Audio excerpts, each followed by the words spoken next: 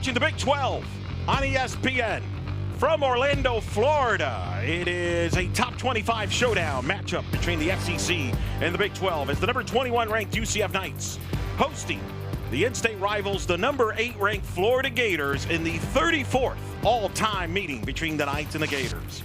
Of course, it's a home and home between these two teams, a first in the history of the program. On Friday night, it was Florida with some timely hitting, scoring 5 runs in the 5th, and tremendous pitching from Keegan Rothrock that took the first meeting 7-0 in Gainesville. Now, the Knights looking to even the series here tonight in Orlando. And with that, we welcome you to the broadcast booth alongside two-time All-American Alex Powers. I'm Eric Lopez. And Alex, you look at that matchup. Both of these teams in big games like this, timely hitting is a key, and the Gators won that battle on Friday night. Absolutely. The timely hitting and the ability to leave the yard is ultimately what set Florida apart last night. 3 home runs off the bats of 3 different hitters. Ultimately, the difference maker there, responsible for 5 of the runs that were batted in. Sitting on some changeups, the ability to hit with power. Big situations right now, Gator offense looking to keep that momentum going. You see Taylor Shoemaker with her 38th career home run, and then Ava Brown with a 2-run homer just out of the reach of Zoe Calvis in right field. Part of that 5-run 5th inning that pulled the game away for the Gators. Now, the Knights will look to salvage the split here in this home and home as the Knights and the Gators, first time ever on a regular season site, playing here in Orlando. We'll have starting lineups, first pitch when we return between the Gators and the Knights from Orlando.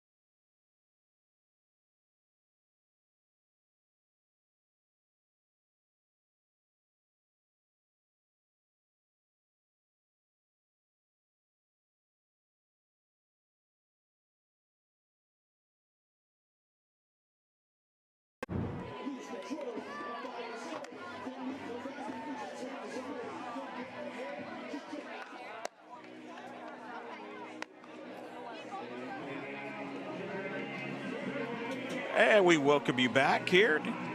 Let's take a look at this Gator offense. 4th in the country in hitting. It'll be Taylor Shoemaker to lead it off, the All-American, followed by Jocelyn Erickson.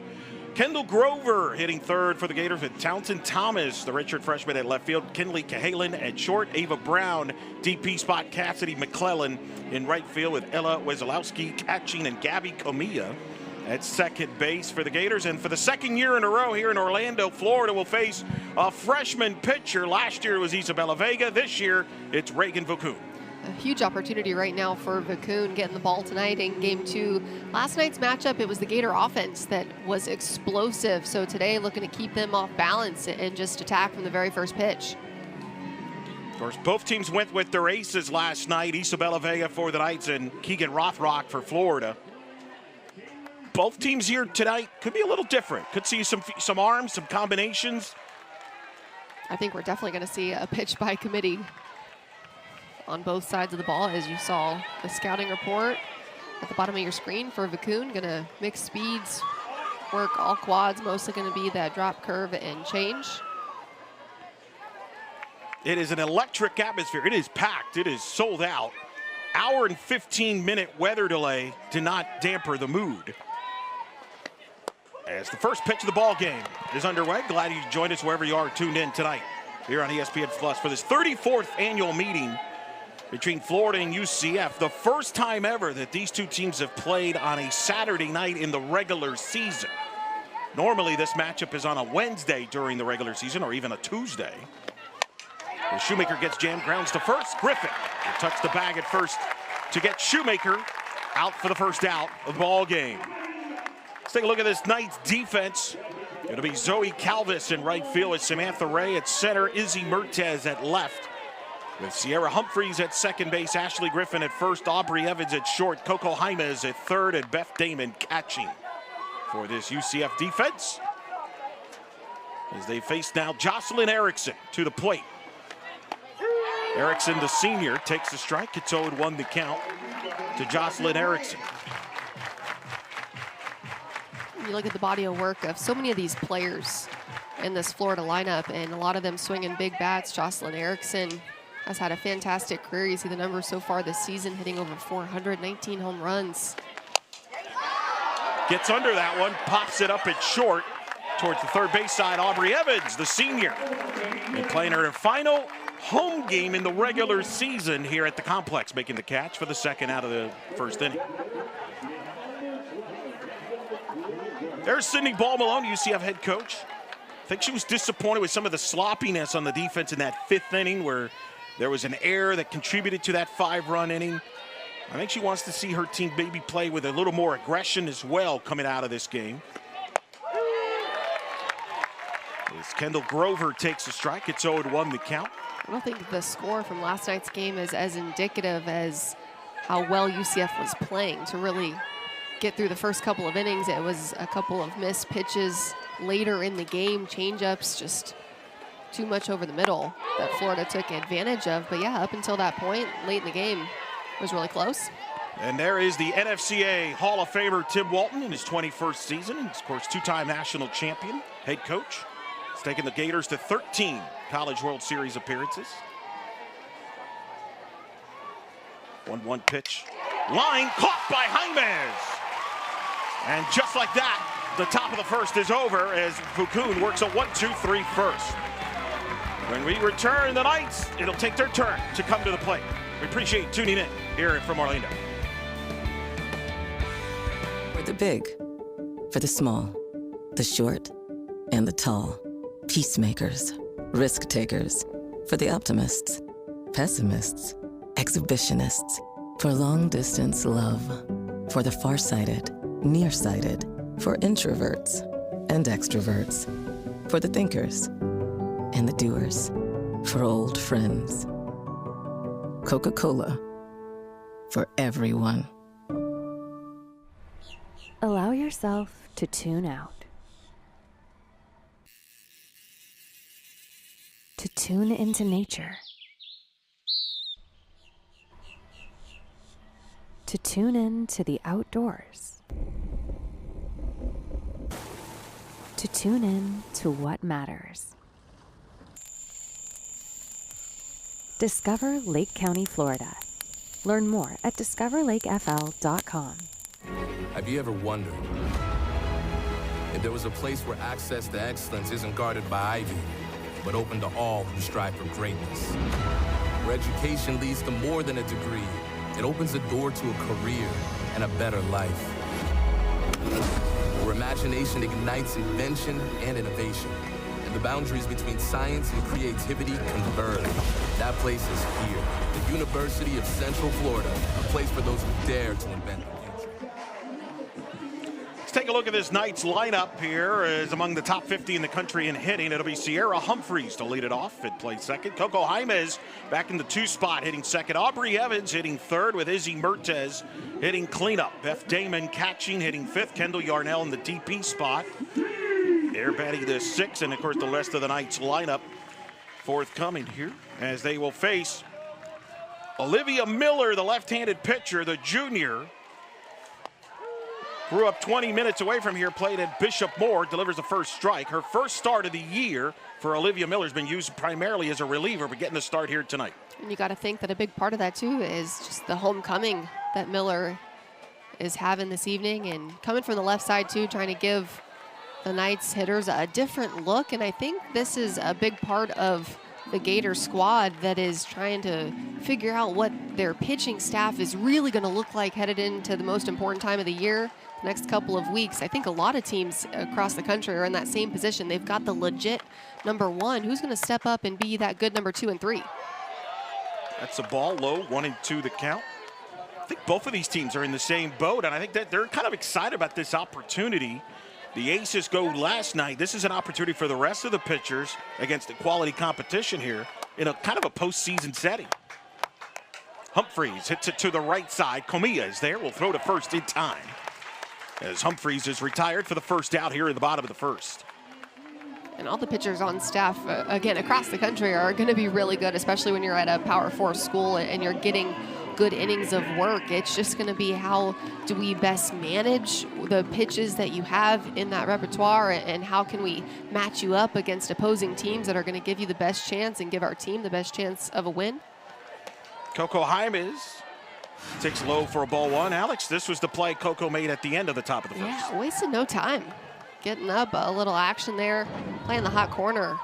That one came at her fast. I thought for sure right off the bat it was going to be a base knock, and then Jaimes came out of nowhere, it felt like. Jaimes swings and misses. The count is 1-1 here against Miller. Of course, Jaimes has really been tremendous at third base, ranks as among the top 30 third basemen in the country with a 9.22 defensive run saved. Pulls there, takes for a ball, 2-1 the count. DRS, of course, is a stat that's metrics used to elevate, talk about the players and how their defensive value is in that position. And Jaimes has shown that in the third base. Both of these teams. 2-1. Jaimes slaps it down to left field foul. Count is 2-2. What's it like as a player here? You know the park is full, it's capacity. Everybody's going to be jumping on every pitch. It's a really fun atmosphere. Super exciting, and that's why you love to play these big games, just the in-state rivalry not too far up the road. And I think bragging rights are a big part of this, and just playing a really quality team on both sides. If you're Florida, again, you're trying to tighten some things up right now, and if you're UCF, you have an opportunity to take down a really big top 10 opponent and get yourself a really good late season win. Jaimes fouls that pitch off. A lot of opportunities looking ahead at what's going to be postseason. Let's look at the Gator defense, ranked number 2 in the country in fielding percentage, with Shoemaker, Cassidy McClellan at right, Taylor Townsend at left, Cahalan at short, Grover at third, Comilla at second, Jocelyn Erickson at first, and Wozolowski catching. 2-2. Jaimes takes inside, low, 3-2. Brent Harton is the home plate umpire tonight. The lefty-on-lefty matchup here is tough. That one painted just off the plate on the inside corner. I think that's a good call, but good take there by Jaimes. Hit to third. Grover is there. Will throw to first in time to retire Jaimes. 2 up, 2 down here in the first, with both third basemen being getting a lot of action early. See there, will be coming up now, Aubrey Evans, the senior, in her final regular season home game here at the Plex. The Knights are hoping this is not their last home game, as Evans takes a strike. The Knights come into tonight's game in 20th in the RPI. Usually want to be in the top 16 to be in the consideration to host. This is a pretty big game for UCF from that standpoint. If they can get this game, Florida, who's ranked number 5 in the RPI today, as Evans hits it off her foot, that would increase their chances there of hosting with their resume improvement. Of course, the Big 12 tournament also could help in a couple of weeks at OKC. So look at the last pitch there. Huge swing there for Aubrey Evans. Again, Miller coming from the left side. This ball's going to naturally tail into her swing a little bit. So going to be huge for the right-handed hitters to try to keep their hands and barrel inside the ball on the pitches on the inner half, because they're going to continue to cut in. 0-2 the count to Aubrey Evans here against Miller. Evans pops it up, foul territory, and it's not handled there by Grover. Grover and Cahalan gave it a run, but Aubrey lives to see another pitch. Good effort in foul territory here for Grover. Just can't keep it in her glove. The eyes, the feet, everything stays moving there. Hard to make the grab. Definitely one I think that she would want back if given another chance, but just looking to recover. It's outside for a ball. 1-2 to count to Evans, who hit a 2-run homer against the Gators last year in the first inning. That was off Caitlin Oxley. It was a game the Knights would go on to win 4-0. She hits a grounder to short. Cahalan throws to first in time to retire Evans, and the Knights in order here in the first. We are scoreless through 1 here on this Saturday night at the Plex.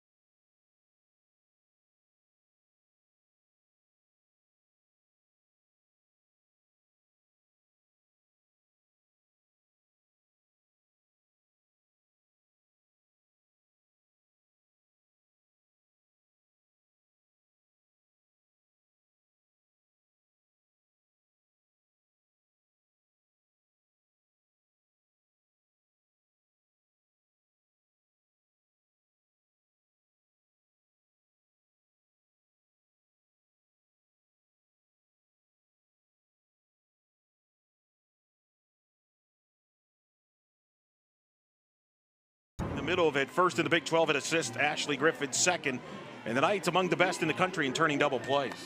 The defense has been a crucial factor in keeping the team out of big situations. Getting the pitchers out of jams has really stepped up and made some fantastic plays. Thomas tries to bunt it to fair ball. Damon throws to first in time. Just getting out. Townsend Thomas for the first out as Damon with a great throw. Tim Walton might challenge here. A good job by Beth Damon, just coming up quickly behind the dish, trying to make the play, but great speed down the line by Thomas. I mean, bang, bang play at first. It did look like in real time that she might have beat it. We are going to get the challenge call here by Coach Walton. And I think that's the right move. I mean, all you can do is ask the question. The call in the field is so important because the video is going to have to be conclusive enough to overturn it. Call on the field was out. Here's another look. Does the foot touch the bag as before the ball is in the glove? Townsend Thomas does such a fantastic job too, hitting the front of the bag. I think that's a big thing working in her favor here. Trying to get this call overturned, but no question if she would have worked towards the middle or the back half of the bag, I think that the ball definitely would have beat her. But see, there's the question. Is it conclusive of the foot? Where's the foot? As far as contact on the bag, you see Humphreys there on the bag on the play by Damon.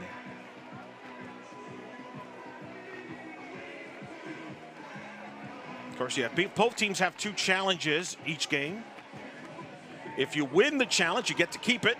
You lose the challenge, you lose the challenge. Very simple. And this one is super close. Even the frame by frame here, I don't really feel too confident either way. I feel like they could overturn it. I feel like they could keep it. You know, I was always told as a kid growing up, the tie is supposed to go to the runner. That is one of the biggest facades. As I got older, I learned that very quickly.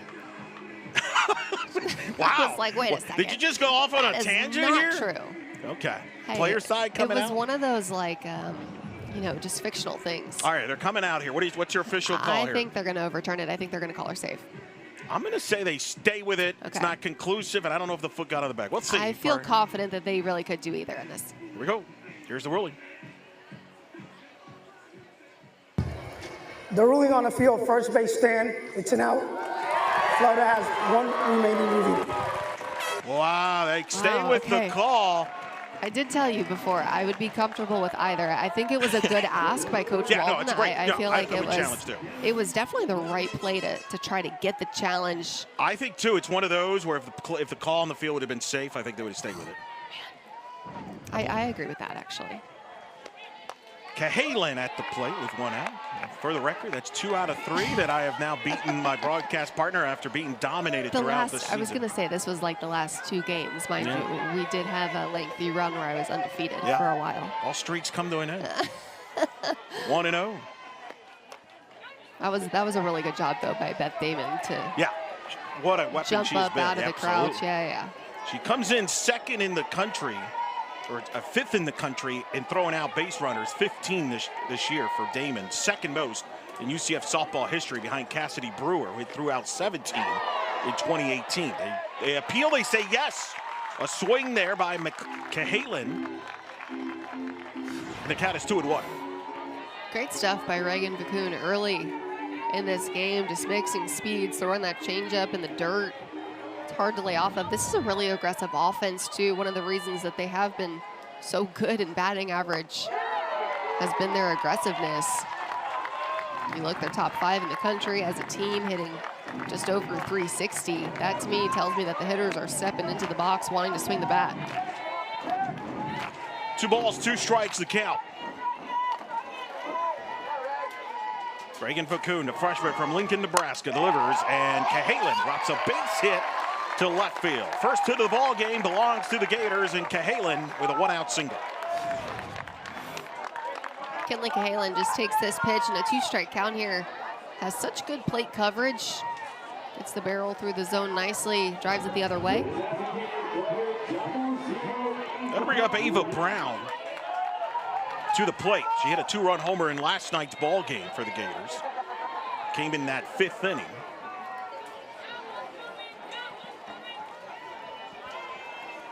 She steps in with 1 on, 1 out.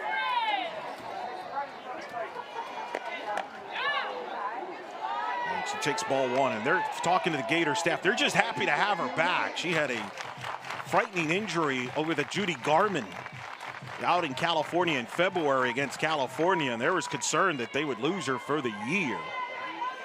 They're just thrilled to have her back now. Here hitting and her weapon as a bat. Has not pitched since she's been back from the injury. No word on that situation. That has been a popular topic in Gainesville with the Gainesville media. And Tim Wilton said, we're taking it day by day. And again, I really do get a sense in talking to the staff. They're just happy to have her back. She's one of their captains, one of their leaders on this team who can do it all as a 2-way player. I was just saying, you see why. You see the numbers that she's been able to put together even following the injury, and just the presence on the field and the lineup, what she brings to the table leadership-wise. She hits a high fly ball to left. That'll stay in the park. Mertez makes the catch. And Brown is retired for the 2nd out here in the 2nd inning. Cahalan stays at first.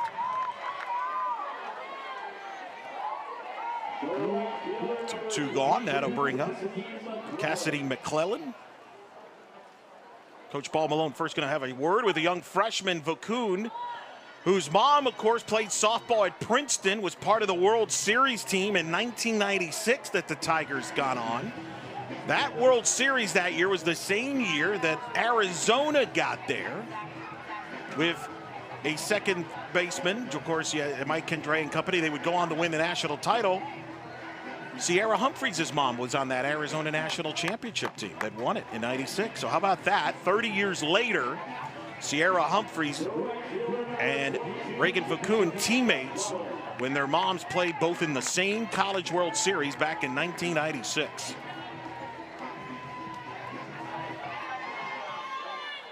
Fakun gets set here to face McClellan. First pitch to McClellan to strike. Got alums all over the place for both teams. Kaylee Novak, former Knight, is here behind home plate watching the game. Of course, Alicia Ocasio, multi-time All-American at Florida, here in attendance as well. There's other alums in the outfield, too many to count. McClellan on the 0-1 pitch. Takes high for a ball. You know, it's a big game when the alums all of a sudden reach out of the blue and ask you, hey, how you doing? You doing great? Hey, by the way, do you have tickets? No. I had more than just alums, I think, reaching out to me. I had random people like, hey, can I get it? I'm like, what the heck? You want to come to this game? You should have bought a ticket like 2 months ago. You just decided, yeah. Yeah, I'm like, yeah, too little, too late, huh? It's been a hot ticket in the secondary market. There's Kennedy Searcy. One of the other alums, UCF played here, of course, 21-24, part of that Super Regional Night team in 22. Jacksonville native, 2-1 pitch to McClellan inside, 3-1.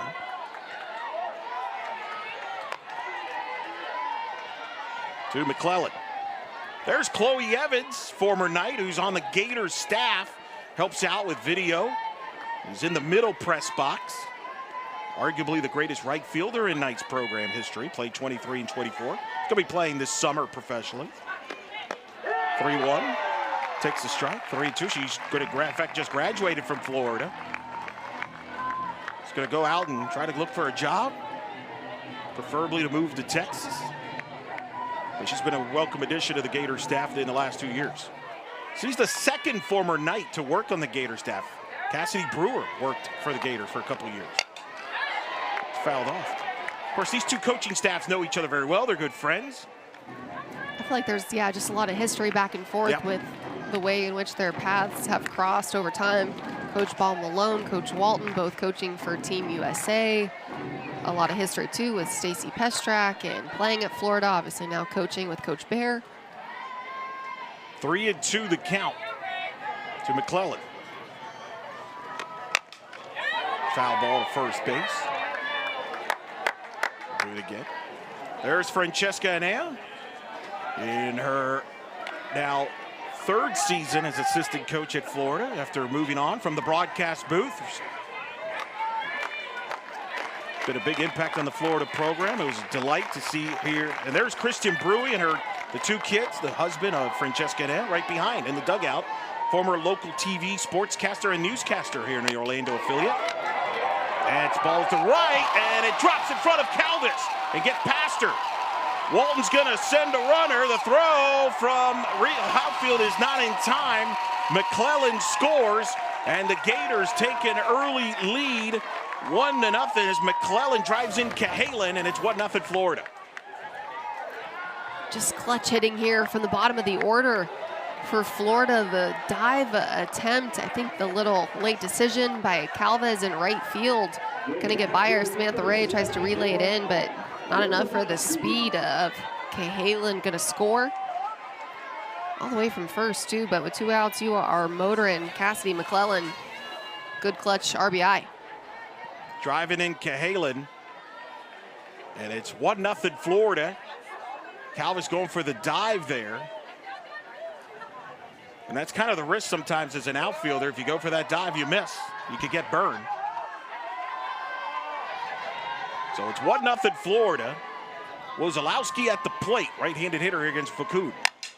It's a ground ball to third. Jaimez is there. Will throw to first in time to retire the side. Gators, though, get a run on the 2 hits and take a 1-0 lead. Heading to the home half of the second.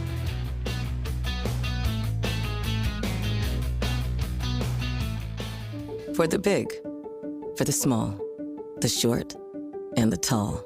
Peacemakers, risk takers. For the optimists, pessimists, exhibitionists. For long distance love. For the farsighted, nearsighted. For introverts and extroverts. For the thinkers and the doers. For old friends. Coca-Cola. For everyone. Orlando is growing fast. To stand out here, you need bold ideas, local power, and a team that represents this city. From corporate partnerships to donor opportunities and direct athlete collaborations, we'll help you build a sponsorship game plan that drives impact. UCF Athletics in your business. Let's charge on together. Goes Calvis, throw to Bring it a run, we got a double. Big conference. You call it the third. Great defensive. Jockey in the second. In on the Big 12. Up. Base runner. right, coming off.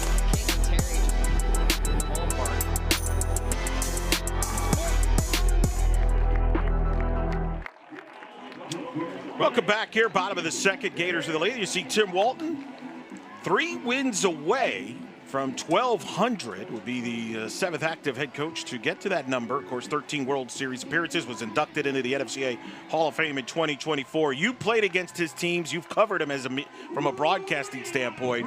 What makes it so unique about a Tim Walton and the contributions here that he's done to the sport? I think his consistency, his commitment to excellence. I feel like you look at all the Gator teams throughout his time, they've all been really good, and they all play, I say the right way with air quotes, because they're just a respectable squad. Of course, it was in my blood for a period of time to, hate the Gators as a Seminole, but you have to respect what they're doing in Gainesville. I do now more than ever.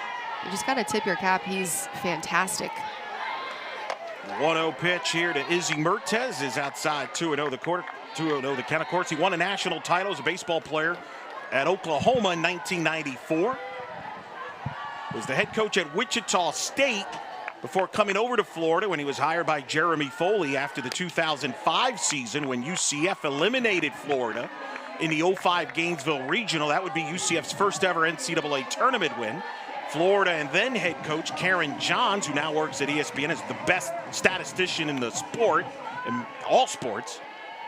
And they hired one Tim Walton. It's been an incredible run of Florida's softball success. 13 College World Series appearances and one of the top programs in the country. And he was, of course, named to the D1 Softball Top 25 All-Quarter Century greatest head coaches of this century, rightfully so. Looking to try to get back to a 14th World Series this year. Certainly getting some answers here from Olivia Miller as Mertez gets a base hit to right. A leadoff single for the sophomore Mertez to start the ninth, second inning. Izzy Mertez does a good job here. You talk about plate coverage. That one not even really all that close. Up and out. Not a bad pitch for Miller, but Mertez just takes her hands out there, pokes it through the right side of the field. Good job getting the leadoff batter on base. Beth Damon now, the sophomore from Oklahoma, steps in. Let's look at her numbers now with Izzy at first base and nobody out. Damon swings at the first pitch, pops it to right, and it's playable. The catch is made. For the out, McClellan making the catch. One gone here in the second inning. That'll bring up Kendall Yarnell to the plate in the DP spot here tonight. I like to see the UCF hitters being aggressive as well. They look like they're trying to hunt some pitches, get their swing off. Still got to be smart. You think about a couple of pitches ago, Izzy Mertez in that 3-0 count. Like, I want to be barreling something up even on a foul ball.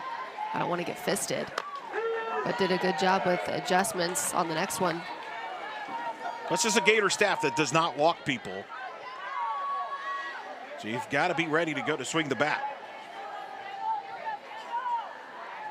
0-1 the count here to Yarnell. Gets jammed, pops it up to center. Shoemaker makes the catch for the second out of the inning as Yarnell is retired. Florida top 11 in the country in ERA. I have to go back to give Coach Walton a little love too. I talk about, my time as a Seminole and all this stuff of the rivalry, but Coach Walton had produced some of the best softball players of all time, right? Amanda Lorenz is one of them. She's one of my best friends now. Coach Walton, his wife, and their daughter all came and flew to Hawaii for Amanda Lorenz's wedding. I think that is so cool that they took the time out of his extremely busy life and schedule. Him and his family went out there, supported one of his own. Well, I remember the first time I interviewed him for the podcast in the circle, he was in a layover getting ready to go to fly out to Megan Bush's wedding. That's awesome. Tremendous guy. That's the tremendous competitor. Griffin lines it foul. But look what he's developed here. Of course, you mentioned UCF. There was Stacy Pestrak, who's at first base, the assistant coach for UCF. She played on Tim Walton's first years as head coach at Florida in 06, and then was on his staff in 14 and 15 when they won back-to-back national championships. Kenny Gajewski was on his staff, so he's built a coaching tree. There's Coach Pestrak, yeah. Coach Rocha. Jen Rocha, who's now at Oklahoma, of course, was the pitching coach during that Florida national championship, back-to-back in 14 and 15. There is Stacy Pestrak. I asked Tim Walton, what's it like facing her? He's like, I kind of block it out. Once I'm in game mode, I'm competitive. But they did spend 15 minutes prior to the last night's game talking and catching up. And really appreciate it, what Pestrak has done for the program and for him, as that ball is hit to center. Right center, Shoemaker makes the catch to retire the side. We are through 2 here in Orlando. Gators with a 1-run lead.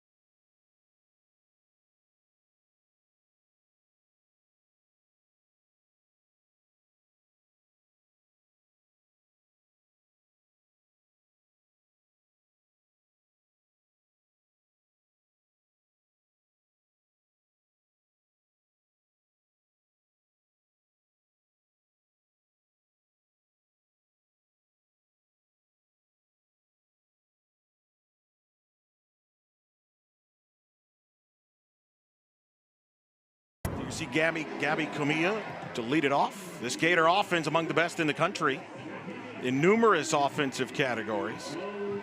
Top 5 in hitting, of course, home runs as well, doubles. It's been vintage of a Tim Walton Florida offense. And you look at those power numbers and what they've been able to do, the 100 doubles, really good at home runs, the 360 batting average. I think the situational hitting is an aspect of their offensive game that they'd like to continue to see improvement, kind of taking at bats outside of just ourself and our success and trying to do a good job for the team. Humphreys getting the first in time on the flip from Griffin as they get Comilla for the first out here in the top of the 3rd inning. Good defense here. Ashley Griffin going to vacate her post, and Sierra Humphreys, good hustle, good coverage there. Going to make her way over just in time.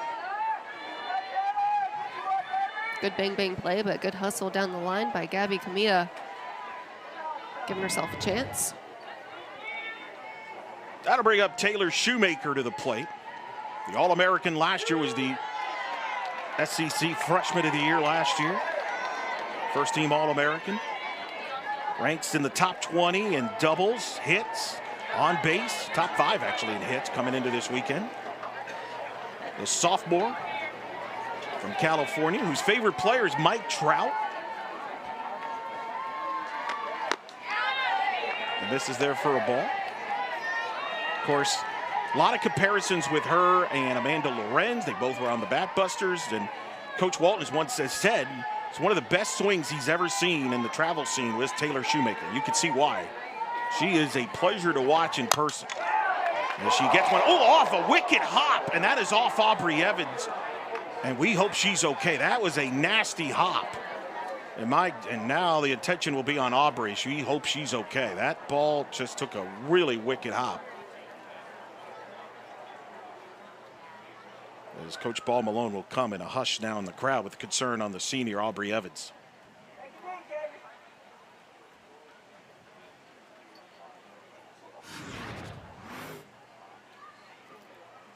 Talk about Schumacher and how well she's able to stay through the balls and just drives that one through the middle. I thought it was no doubt just over the arm of Evans until you see the glasses go flying. It looked like it came off her forehead. You just hope that she's okay. She is sitting up right now. You hope it's just more of kind of a frightened by the moment there, Alex. As an infielder, I mean, you can't control a ball going that way. I've never seen a ball hop like that. No, absolutely not. You can't play a bad hop. You can't predict it. Checked out by the trainer right now. It's been such a big part of this UCF program. Has been a starter since day one. Holds the school record for most doubles in a single season, and they're going to take her out and check on her, make sure she's okay.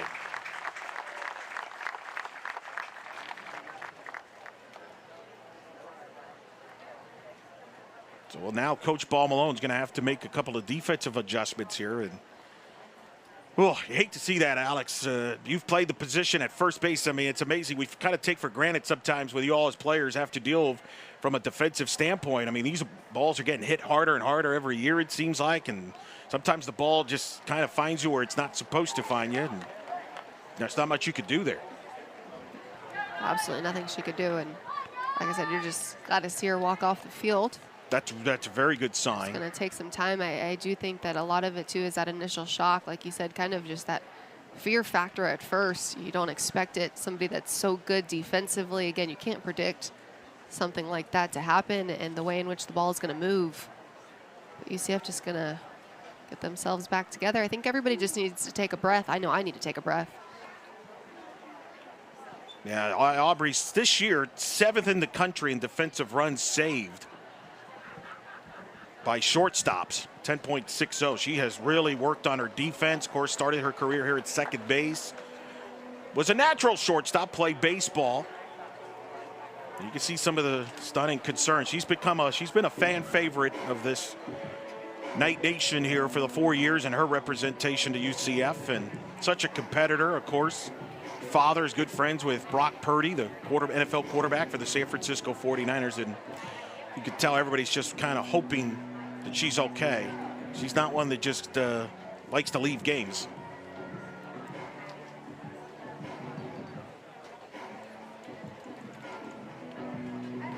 Right now, I think you can sense the Knights got to regroup here a little bit.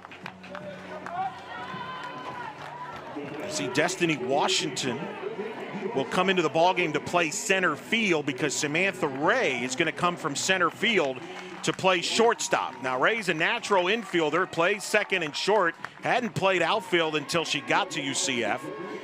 So that is the move. As Washington now at center with Ray at short, and that's why Ray is so valuable, because she could play many positions in the outfield and the infield. So she gets the ball, the place here at short. First pitch down in the dirt for a ball, and the throw to first not in time. As Jocelyn Erickson is at the plate with Shoemaker at first. As players, how do you put that behind you now? I think just understanding that, hey, there was absolutely nothing different that could have, would have, should have been done there, whether it was on either side. You go out there, you do your best, and you know that the second you hesitate, the second you play scared, are when the things in your control can really take effect. But that one just an unfortunate consequence, I think, of the game and how hard balls are put in play. So I just think you got to just see it for what it is. Nothing that you could do different. You just go out there and try to have her back by making the plays. Ball and a strike to Erickson, who lines one over the head of Ray and into center field. It's a single for Erickson, and it's 2 on, 1 out. Erickson drills this one right back up the middle. Looked like it did tip right off the top of Samantha Ray's glove. Not necessarily known for her height out there, just really good range in the field. Samantha Ray does what she can and try to get a piece of that one. It's wild. You've said this numerous times, and Ray has played, so it's not like she's new in the game, but it seems no matter what, if you're coming in the game Always. or change, the ball finds you right away. Always. Holy mackerel. It's always going to find the new girl. That one is blooped, and that's going to drop for a hit. They're going to hold the runner at third and Shoemaker on the single by Grover, and the Gators have bases loaded, one out here in the third. Back-to-back-to-back singles. Right now, Florida wasting no time, just taking pitches remotely close to the zone, getting their barrels extended. Good hitters make adjustments. And that's what this offense is doing. See Grover being held, Shoemaker being held. Grover, who played against UCF last year in the Austin Regional as a member of Eastern Illinois when the Knights eliminated Eastern Illinois, hit the two-run homer last night, gets a base hit here. She's been familiar with UCF. Now, Vacoon to face Townsend Thomas. Bases loaded, one out. First pitch high, ball one, 1-0 the count. That's what you talked about earlier in this inning. This is a vintage Tim Walton Florida offense, of course, with Eric Thomas helping out. Francesca Nell obviously collaborate in that offense. This is a Gator offense we are very familiar with since Tim Walton's arrival at Florida in 2006. Thomas hits a high fly ball to deep center. Washington looks back and it's gone. It's a grand slam for Thomas, and the Gators extend the lead to 5-0 on the Townsend Thomas, the redshirt freshman, grand slam, her fourth of the year.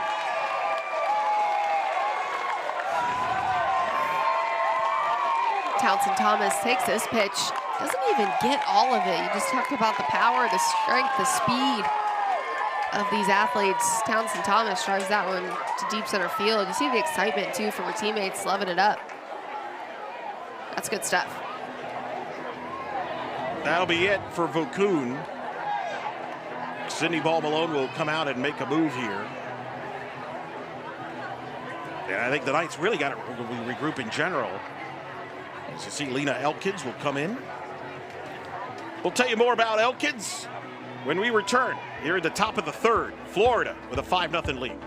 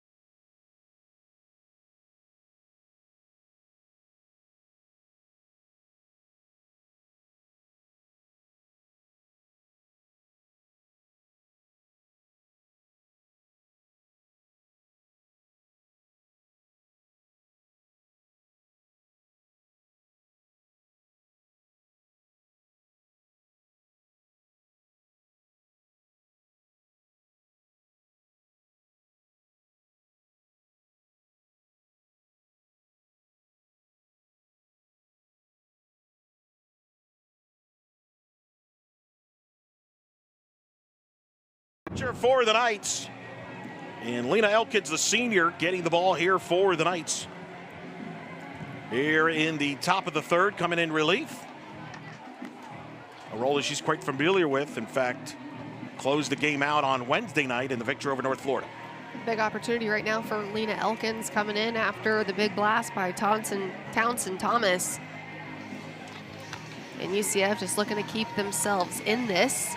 Big opportunity to kind of see what you're made of, talk about the pitching depth and how far you can go in the circle, getting gritty out there. It's been fantastic in the last 3 weeks, really going back to the Utah series for Elkins. And right now, Coach Ball Malone talking to Shannon Sale, pitching assistant coach, former national champion, the national champion on the Oklahoma 2021 team, who played for Jen Rocha and Patty Gasso, of course, who gave Tim Walton his first opportunity in softball coaching. So it's all connected. There's Sale. And the Knights trying to figure out some answers right now against this Florida lineup.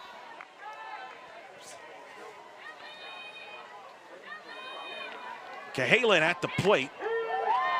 Takes a strike. And it's 0-1 to count to the senior, who, along with Jocelyn Erickson last Saturday, both received the golden ticket from the AUSL, so they'll be playing professionally this summer. We don't know what teams they'll be playing for, but we know they'll be drafted. That's missed low for a ball. And you mentioned it earlier. That's one of the things Florida's done, is produce players that have gone on to play either internationally or professionally. Alicia Ocasio, one of them. Michelle Moultrie was on the Olympic team. You mentioned Amanda Lorenz, who I think has got a great shot to be on the next Olympic team for the U.S. national team in 28. As Cahalan hits one to the left, Mertez is there and makes the catch for the out. 2 gone. It's a dangerous combination when you mix players that are naturally really talented, as well as elevating their smarts and their softball IQ on the field to get even better results. Makes for a great player. Ava Brown now at the plate. Takes a strike, 0-1 the count. Get the sense right now the Knights are like, right now, maybe taking a couple of punches here and are a little bit on their heels. I think so, and I mean, right now it's also just the power game for Florida. They're doing a good job stringing things together. 3 singles followed by a home run. I mean, it's tough to defend that. And so I think it's just the byproduct of the hitters are hitting, and that's what they've been doing all season. We've seen it across the country. I think that this strike zone is way too small. I think that the hitters are way too good. The technology is way too advanced to be where we are in the sport, and it's a tough time to be a pitcher. 2-1 the count. Townsend Thomas, redshirt fresh with the grand slam, giving the Gators a 5-run lead here. 4-run third inning here. It was the 5th inning last night that Florida where they scored 5 runs. The strike, and it's 2-2. Of course, you had the Aubrey Evans situation there, and that wicket. I still can't believe that wicket hop on the ball, the ground ball. Elkins on a 2-2 count. This low 3-2.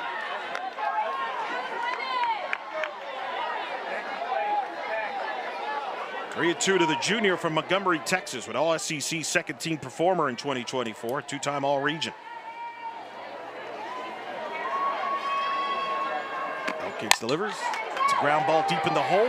Ray at short, hesitates, throws to first, not in time. So Brown reaches with 2 outs here in the 3rd.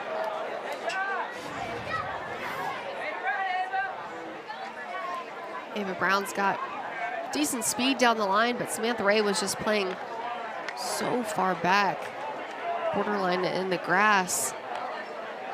Makes it that much harder to make the play. And Ava Brown is somebody, like you said, a couple months ago at this point, dealt with injury, has worked so hard to get back on the field, healthy enough to play. Speed is not a big part of her game, just runs as much as she can, as well as she can. Coach Paul Malone finishing talking to the umpires.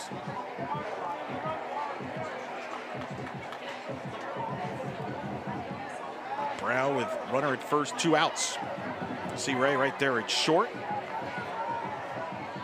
Taking over for Aubrey Evans. Kind of surprised that Coach Paul Malone didn't challenge it, just with some of what we've seen her challenge all season. I mean, it did, I will say it did look like she was safe in real time, but I think the slower frame by frame there kind of says that maybe otherwise would have been the case. Nonetheless, good hustle. McClellan at the plate takes ball 1. 1-0 the count to McClellan now. Of course, too, as luck would have it, it's Ava Brown that had the close play with the infield single, right? The one that isn't necessarily all the way healthy and has to motor down the line as much as possible.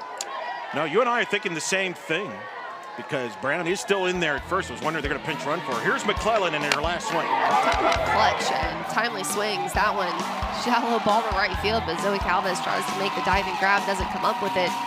Gonna get by her. It was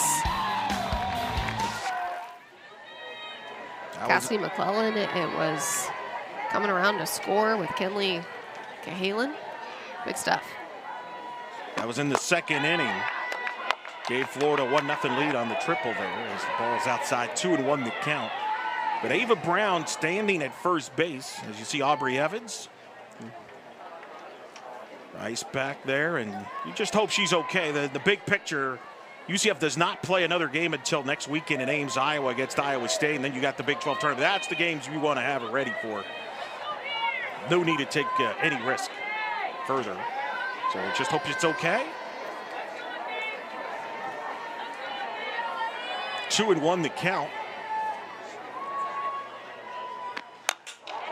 And that ball is into left center, but Mertes makes the catch. Nice job by Izzy Mertes. Got a good read out of left field to make that catch to end the inning. But the Gators add to the lead on the grand slam by Thomas.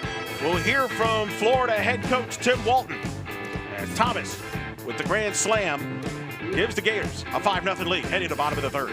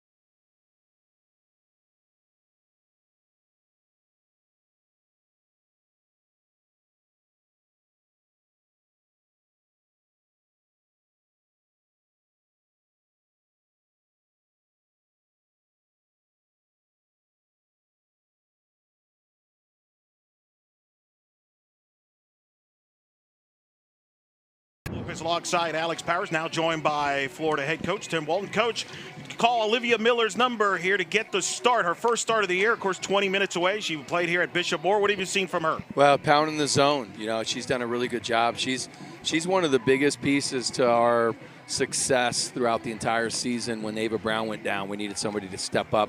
She's done a really good job. She's pounded the zone. She's been there when we needed her, and trying something a little bit different here, obviously, with her starting. So, I like the way she gets after it. Coach, you guys are not new to the power game here. Talk a little bit about your offense and the depth that you guys have in this lineup. Yeah, I think it's that, Alex, the depth, the different hitters, a bunch of different styles today. Six left-handed hitters in there against a left-handed pitcher. I thought we did a really good job just turning the lineup over, getting enough good contact, and hit the ball pretty firm. So I think up and down the lineup, we've got a lot of strengths and weaknesses, and they're really different. They play off each other pretty well. Coach, I appreciate you taking the time to talk to us. Thanks, guys. Go Gators. Head coach Tim Walton joining us here at the bottom of the third. And you may have noticed his hat had a bit of a sunflowers, yellow sunflowers there. The players for the Gators wear that in their hair during Saturday games plus postseason. That's all to honor the memory of Heather Braswell, a beloved honorary team member who passed away from brain cancer in 2014 at age 17. Initiated in 2009, this tribute raises awareness for patriotic cancer. And boy, it's just pretty wild there, too. Great cause there and a great reminder. Both of these staffs always very good at that. Of course, Coach Ball Malone with the autism awareness, and Florida there. That's become now every time you become a part of, when you see Florida, you expect to see it now. I think there's a lot of different causes that these teams get behind that resonate with each of them differently, and the pediatric cancer is a huge part of the Gator identity, playing for something bigger than themselves, remembering that, hey, at the end of the day, this is just a game. We're so fortunate to be out there healthy, happy with our teammates, competing, doing something we love. There's a lot of people that aren't as lucky. Calvis to lead it off for the Knights here at the bottom of the third. Olivia Miller delivers. Calvis fouls it off. We take it for granted maybe sometimes, you and I have been around the sport for a while, but really fortunate to have people like Tim Walton, like Cindy Ball Malone in the game of softball that do so much for the game within as coaches, but also outside the game. They've been huge factors in their contributions. It's the 0-2. Calvis fouls it off. Coach Balmone's mentioned that Tim Walton was one of the people that spoke on her behalf when this UCF job opened. He was, of course, longtime friends with Brian Cozy, who's the head coach at Pacific, who coached Coach Ball Malone. And he's one that doesn't go out of his way. He will help other coaches. As Calvis grounds it to short, Cahalan is there with throw to first in time. And he's one that will help other coaches, but do it in a way where it's not about him, it's about others. You don't hear about it until other coaches bring it up themselves. I think that's just the mark of wisdom, too. I think life humbles you really fast, and the people that seem like they are the most genuine, sincere, and just willing to help are the ones that have been through some stuff, because it's all about the people you've got in your corner. We all know it takes a village out there. And none better than people like Coach Walton, Coach Ball Malone, to be in your corner, on your team, fighting the fight. Right now, Coach Ball Malone looking for the Knights for a spark here. Samantha Ray with one out. Tries to bunt, pops it up in the air, foul. Of course, both of them coached together on the U.S. national team, along with Georgia head coach Tony Baldwin under Heather Tarr for many years. And I'm sure Coach Walt will be one that Coach Ball Malone will pick his brain. He, of course, used to coach in the NPF. Cindy Ball Malone will be coaching this summer in the AUSL with the Utah Talents. And again, that's an example. Both of them get involved outside of just the collegiate game. They've both have coached internationally and now professionally. Big swing there by Ray, just trying to drive one to the outfield. Ray fouls it off. I think Olivia Miller is doing a fantastic job just earning this opportunity, trying to see what she can do, how many times through the order she can make it, and maybe the 9th batter she's faced, but I feel like has been fantastic. That's Stephanie Van Brakel Protho, the former Alabama great, the pitching coach for the Gators in her 2nd year on this Gator pitching staff. Longtime player at Alabama, longtime assistant at Alabama, briefly was a head coach at Memphis. In fact, coached against UCF back in 2023 in the American Conference Tournament where Memphis led 4-0 in Tampa. UCF mounted a comeback, won the game 8-4, and would go on to win the American Conference title in Tampa. And UCF's final competition as members of the American before UCF moved on to the Big 12. Ball and 2 strikes to Ray. They're at the bottom of the 3rd. Gators with a 5-0 lead. Ray, ground ball to short. Cahalan throws to first in time to retire Ray. 2 gone. It was interesting what Coach Walton told us there, Alex, about Olivia Miller being a big piece of the puzzle here for the Gators come here as they get ready for postseason. I said it once and I'll say it again. I think the teams that are going to go the deepest in postseason are going to be the ones that have the most depth in the circle, because I think right now, again, the hitters are hitting. I think the offenses across the board are amazing, exploding. I think the pitchers are just trying to neutralize. Humphreys grounds out to Cahalan. That was a busy Cahalan inning. And a 1-2-3 inning for Miller and the Gators. We are through 3 here in Orlando. Number 5, Florida, with a 5-run lead over number 21, UCF.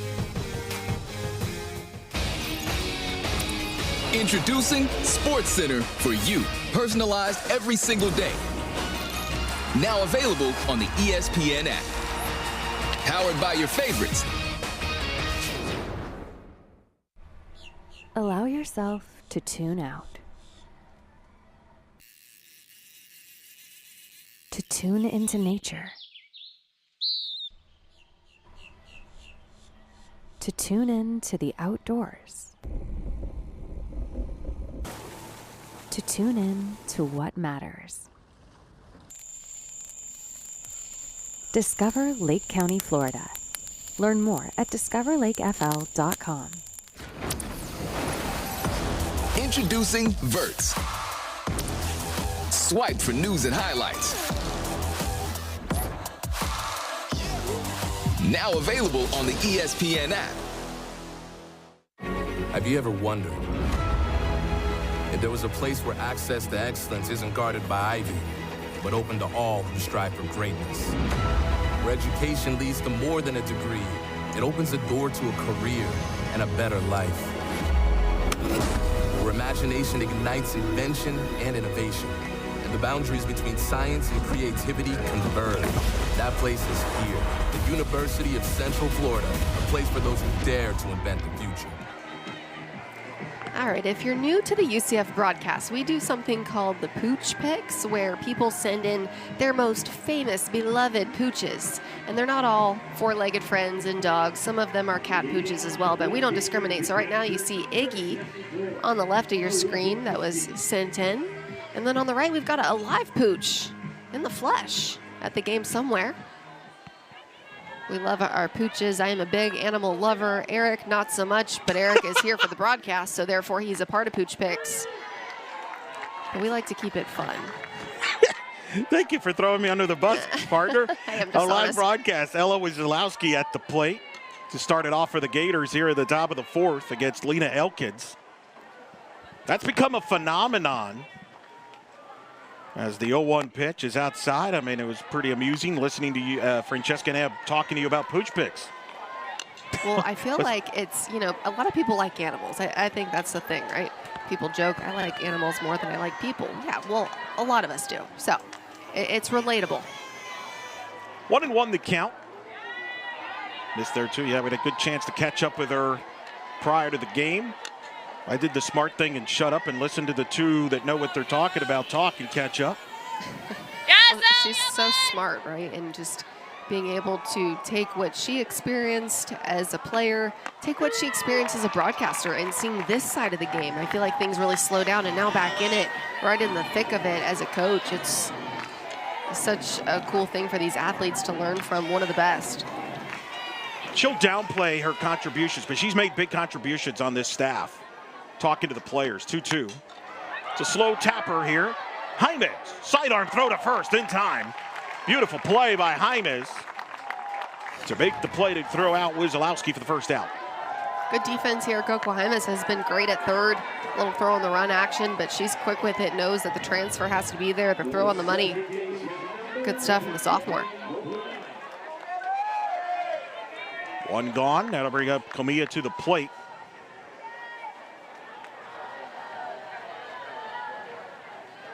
First pitch. To strike. Talking to Taylor Shoemaker before the season on the podcast, and even Kendra Falby last year, who's now on the staff. They talked about it was just great to have Francesca, who's a woman who's played at Florida, who can relate to them. It's been big contribution. Skylar Wallace, another one, has spoken on her behalf. I remember talking to her about her contributions. Comilla hits a ball to right center. A nice play made by Washington. Great play for the second out of the inning. Talk about range. Destiny Washington out there, just look at the beat she has on the ball right off the bat. Good stuff. The drop step, covers ground, fantastic. And the good communication, too, between her and Zoe Calvez. You see Calvez was chasing that one down almost like she was going to go for it as well. But between the two of them, good talk in the outfield. First pitch there, a ball to Shoemaker. 1-0 the count to Taylor Shoemaker, speaking of which. Just like Francesca Neves, comes from California, made the crossover to Florida. Francesca was really the first to do that for this Gator program and kind of set the trail.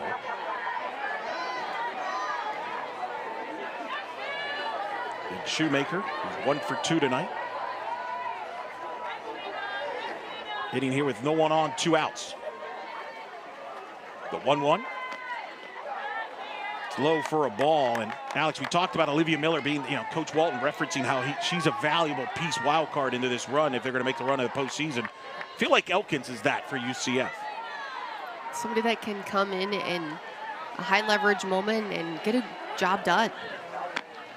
I think it's tough to be able to do that and just kind of have that no fear, and you don't get the start and the blank slate per se, but you're still able to work it towards your advantage. Do a good job for your team. 3 balls and a strike to Shoemaker. It's outside ball 4, 2 outs. Certainly UCF, in case you're joining us, of course, lost Hildy Dempsey right around the start of Big 12 play for the season with an injury. She was kind of pitching her way. There she is right there. Was going to be kind of pitching her way to being a top 2 pitcher. Certainly a lefty. And it's taken some time. This is a young pitching staff with 4 freshmen on the roster.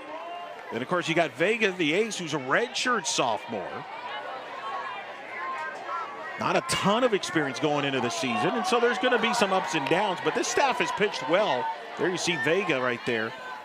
It's a team that ERA-wise is very up there in the country as far as pitching is concerned. Top 20 in the country in ERA. Top 20 in hits allowed per 7 as a staff. Actually, and both of these teams are top 15 in ERA. Yep. So, yeah, figuring it out in the circle. And I used the word earlier, neutralize. I feel like that's what pitchers are trying to do right now. You're really not in a big place to overpower the hitters in today's game. And if you can just kind of neutralize is the best word that I've heard used from some of the best minds in the game, then you're in a good spot. Yeah, you see Vokun to the left of Hildy Dempsey. You see Hildy Dempsey taking charts, writing notes as she always does, helping out the team still around, starting her rehab. Hope to have her back ready to go by late fall. That's outside, 2-2.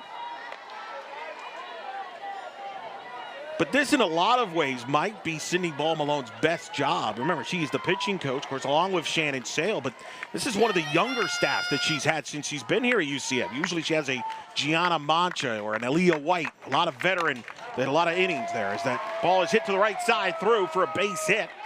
As Erickson singles.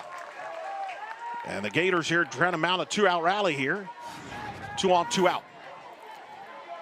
Good job by Jocelyn Erickson. Takes that drop ball just left down the middle, pulls it between the 3-4 hole. Passes the bat, and that's what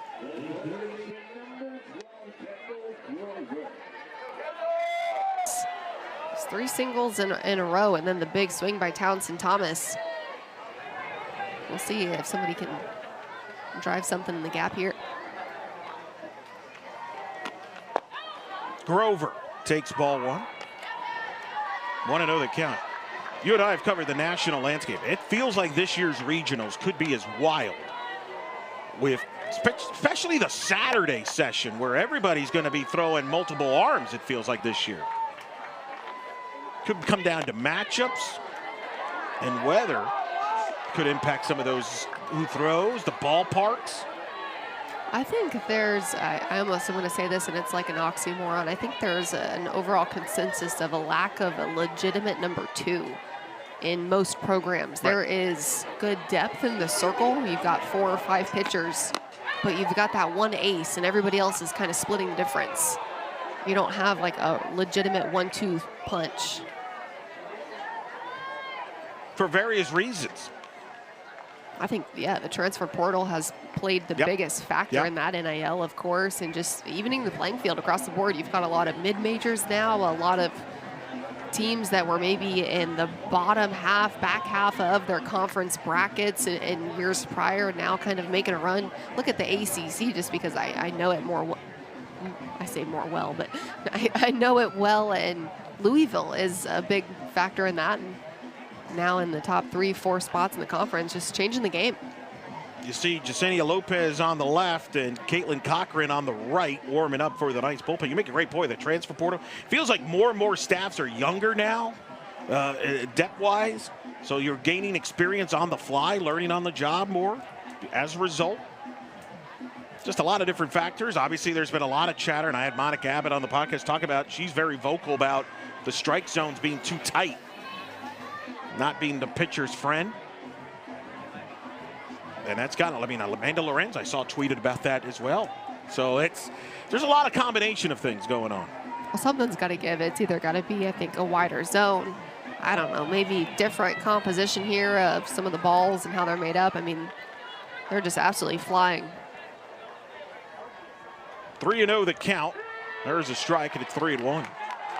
I will say, too, you look at today's athlete, and even I do feel like maybe there was a little slope from where we were in the bullpen before the game, but they're just bigger, stronger, that much faster than even we were just years prior.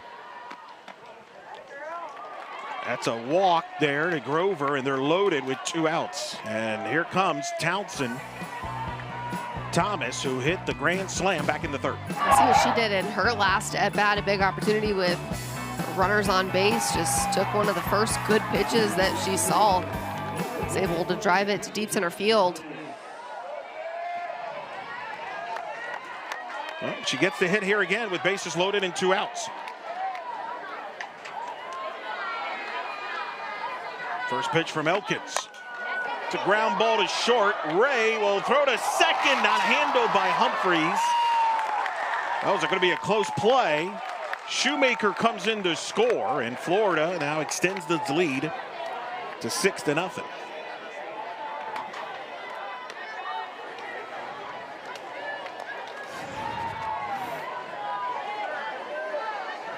And speed definitely in play. I think maybe a little bit of confusion too and hesitation with the runner advancing and getting maybe in the eyesight, but just as a defensive player, something that you've got to take charge of in that situation. That's a ball. Diving play by Humphreys, throws to first in time. Great play by Humphreys as she ends the inning, robbing Cahalan of a hit there. Gators add a run. They lead 6-0. We hope to hear from UCF head coach Cindy Ball Malone when we return.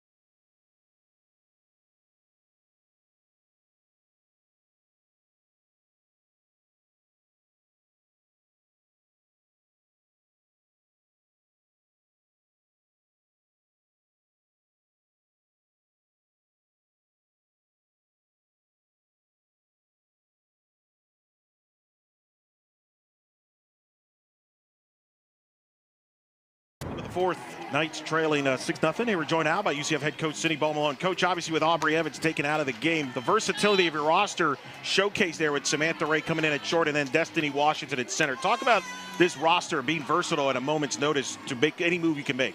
Yeah, not easy to do against a really good team like this. Coach, you look at the next week, super important that everybody just stays encouraged. What kind of adjustments do you want to see from your offense as a whole?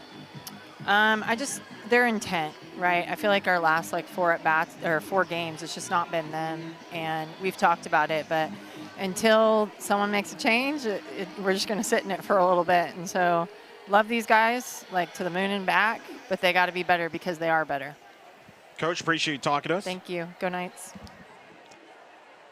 Head coach Cindy Ball Malone joining us there. Can tell frustrated, obviously, for obvious reasons. Yeah, you want it so bad for the players. Yeah. And, I mean, of course they want it for themselves too, right? But you can't go out there and do it for them. And I think that's probably the hardest part. I know that all of our coaches have probably felt that way too. And putting herself in the athlete's shoes, she knows that she's probably been on the other side at times back when she was a player. All right, just get out of your own way. Get out of your own head. All the things that all of us have heard. See Aubrey right there. Coco Jaimes at the plate to lead it off here for the Knights. So what do the Knights got to do here? Well, like she said, somebody's got to step up and be the one, be the it factor of just changing the game. And it doesn't matter the score, the circumstance, the opponent. You go out there and you're the same every at-bat, every time you take a swing, you've got that same intent. Jaimez lines it to Grover. Makes the cat first out here in the fourth. Good defense. Line drive action over at the hot corner. Nothing new there, but Grover looks solid. Doesn't even look phased. I didn't even see it flinch. She's used to it.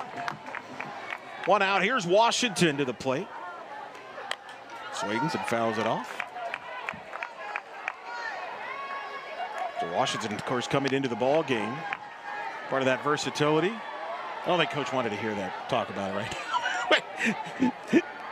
But it's very versatile. That's going to be key. This team certainly has options, outfield, infield. And you saw Washington in the top half of the inning make that great catch in the outfield. That's what you want. Every time that something unfortunate happens, of course, nobody wants Aubrey Evans to go down and not be in the lineup. But in the event it happens, everybody's got to stay ready, and that's what you train for. And as a coach, as a player, you just hope that when the time comes that it's your number being called, there's no hesitation, there's no fear. See, Aubrey's talking to Samantha Ray right now, probably giving her some pointers at short. Of course, Ray's played short, but certainly tough. There's ball. 1-2 the count.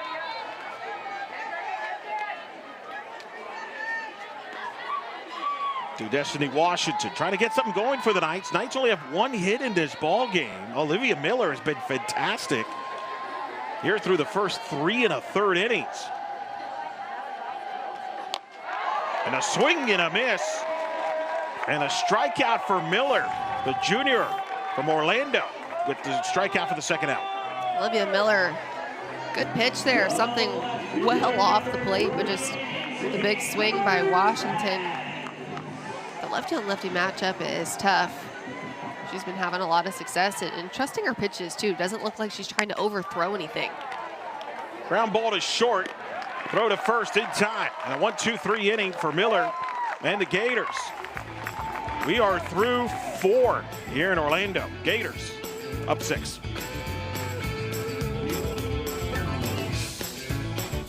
Allow yourself to tune out. To tune into nature. To tune in to the outdoors. To tune in to what matters. Discover Lake County, Florida. Learn more at discoverlakefl.com. For the big, for the small, the short, and the tall. Peacemakers, risk takers.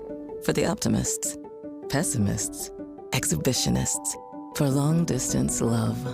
For the farsighted, nearsighted. For introverts and extroverts. For the thinkers and the doers. For old friends. Coca-Cola. For everyone.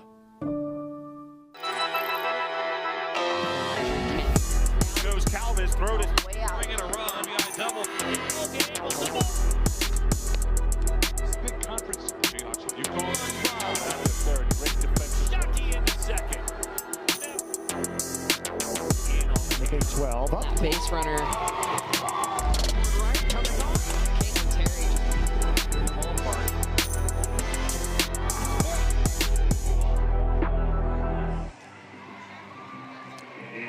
All right, Alex, we got Barney here in the latest edition of Pooch Picks. Look at Barney. First of all, okay, so athletic. Second of all, catching the Frisbee. Love to see it outside, having a good old time.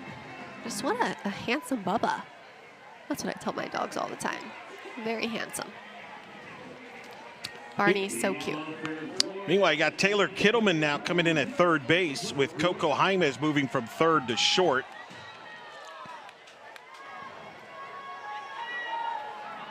Got Lena Elkins facing Ava Brown. Samantha Ray back in center field. So, Knights make a couple defensive changes.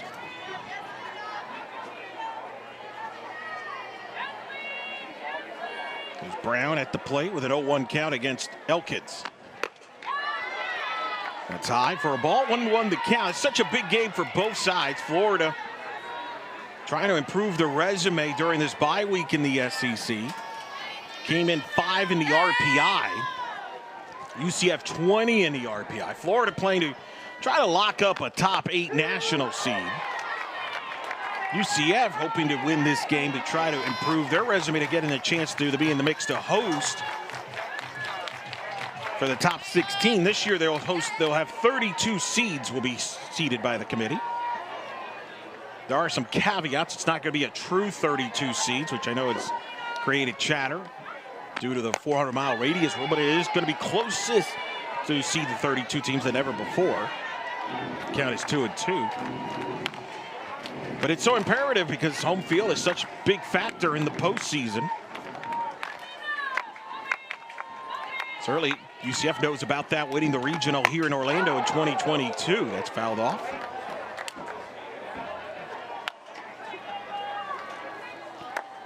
Of course, the Gators trying to get as high of a seed, maybe top 4, top 5. Florida has another midweek, their home game against Florida State this week. UCF, of course, will finish Big 12 play in Iowa State next weekend. 2-2 count to Brown. That's high 3-2. If the Knights don't win this game, it doesn't necessarily eliminate them from the hosting consideration, but they're certainly probably going to have to make a deep run, if not in the Big 12 tournament, get to the final. Which will get, of course, the top 8 teams will make it to the Big 12 championship in Oklahoma City as Brown draws a walk. And Alex, we decided we're going to play a little blind resume, Alex. Here we go. You pick which team you like better. Team A with the 5 quad 1 wins, 12 top 50 wins, and a strength of schedule of 40, or Team B, 5 quad 1 wins, 10 top 50 wins, strength of schedule of 22. Who do you like? Ooh, I'm going to go Team B.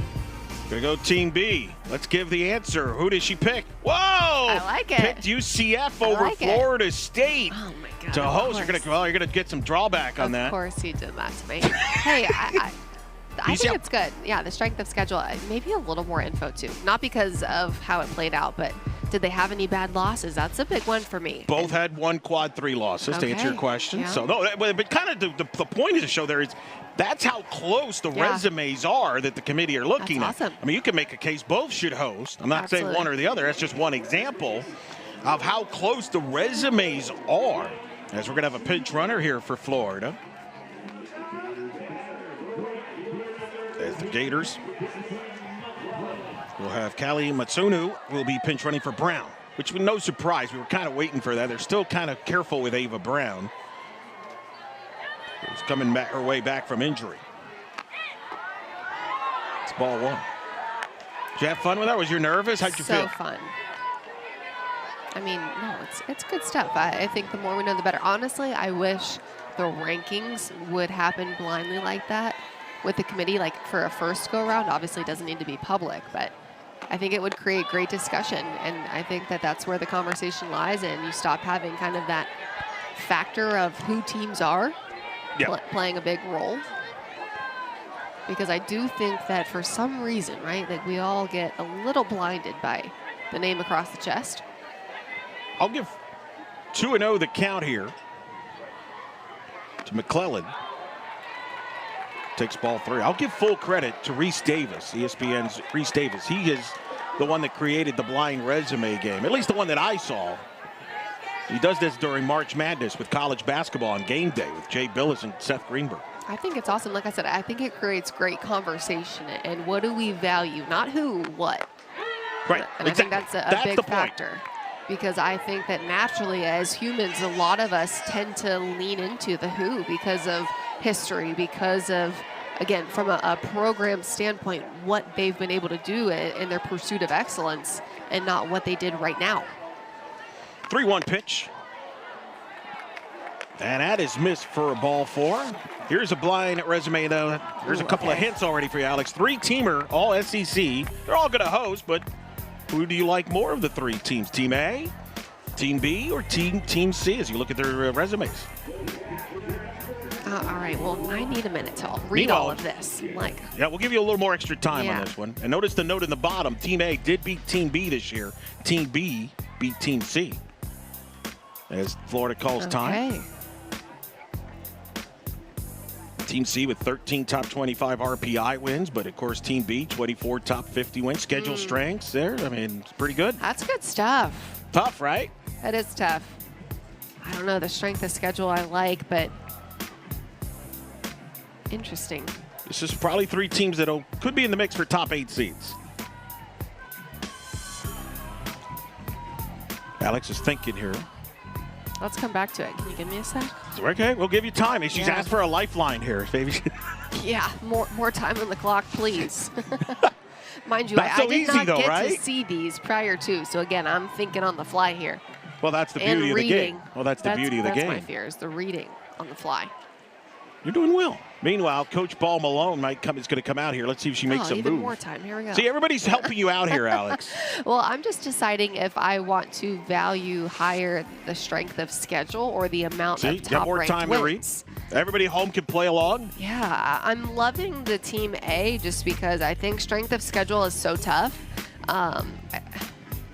But the amount Team C, I'm leaning also though towards Team C and the 13 top 25 RPI wins. Team B has the 24 top 50 wins working in their favor, but I'm a girl that wants to be battle tested throughout the entire season. I don't know. I'm leaning right now towards Team A. All right, Team A. We're going to keep it here as we make a pitching change. Caitlin Cochran's going to come in for Elkins. All right, let's unveil who did Alex pick here to be the higher of the 3 seeds. It's Arkansas with the pick there, with Tennessee, Florida in the mix there. And Arkansas, in your defense, is the highest of the 3 teams, is ranked highest. They're number 1 in the RPI coming into Saturday. So the RPI agrees with you. That's good stuff.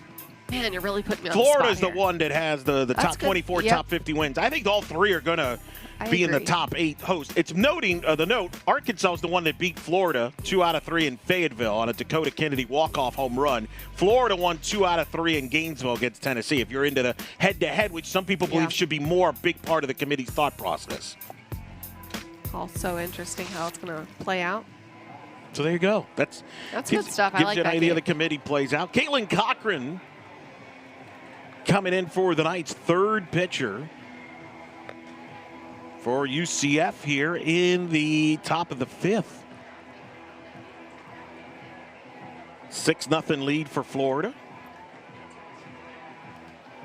So the senior Cochran getting the ball here.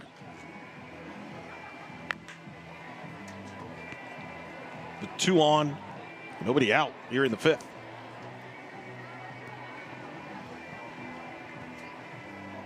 If you wondered, since I know you didn't ask, as you see Coach Ball Malone right now looking at Cochran warming up. There's Elkins. Her night's done talking to Shannon Sale. In my bracketology, I had Arkansas a seed higher than Florida. I had Florida higher than Tennessee, if you were curious. All 3 in my top 8. Okay. But you see how difficult, how close. I mean, you make a fantastic point. What is your preference when you look at the resume? And that's what makes this so difficult every year, because every committee is different every year. Yeah, to me, the real value is in strength of schedule. Oh, man, it's also important, right? Like, strength of schedule, yes. But you've also got to win those games. You've got to beat some of the best teams to be in the mix there. I mean, just period. So I don't know that I feel as though you have to have the most ranked wins to have that leverage on your side, but I do think that there is something to be said about having the hardest schedule, or one of the hardest schedules, and collecting a good amount of wins.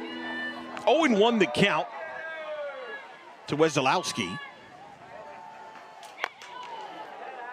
It's a high for a ball. 1-1 the count.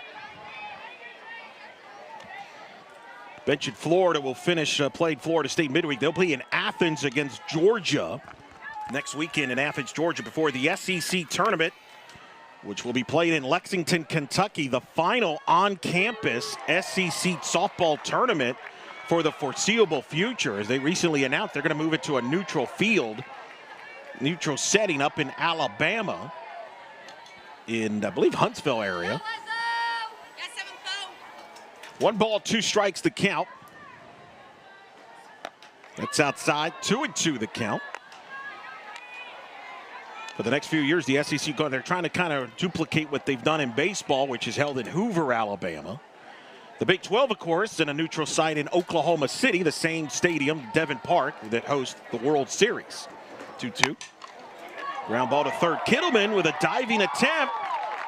And I believe it's a foul ball. Foul ball was the call. Good effort, great effort, though, by Kittleman. Was going to find the new girl this one in foul territory. Great effort by Kittleman. Makes the stop. Ultimately going to get the call back, but she's heads up. She's ready because she knows that she came in this game and the ball is going to find her one way or another. 2-2 the count. That's blooped into right, and it will drop for a hit. Just in no man's land. A bloop single, and the Gators have them loaded here with nobody out in the 5th. Such a tough play there. That one, perfect placement for Ella Wasilowski. Sierra Humphreys, great effort. Lays out down the line. Maybe a little frustration too right now for the UCF defense. Just doing their best to try to come up with something, but nothing really falling in their favor. Every ball's bounced Florida's way, right? When things are going your way, the ball finds grass. Like it did in that one. So bases loaded, nobody out for Florida here in the 5th. 6-0 lead.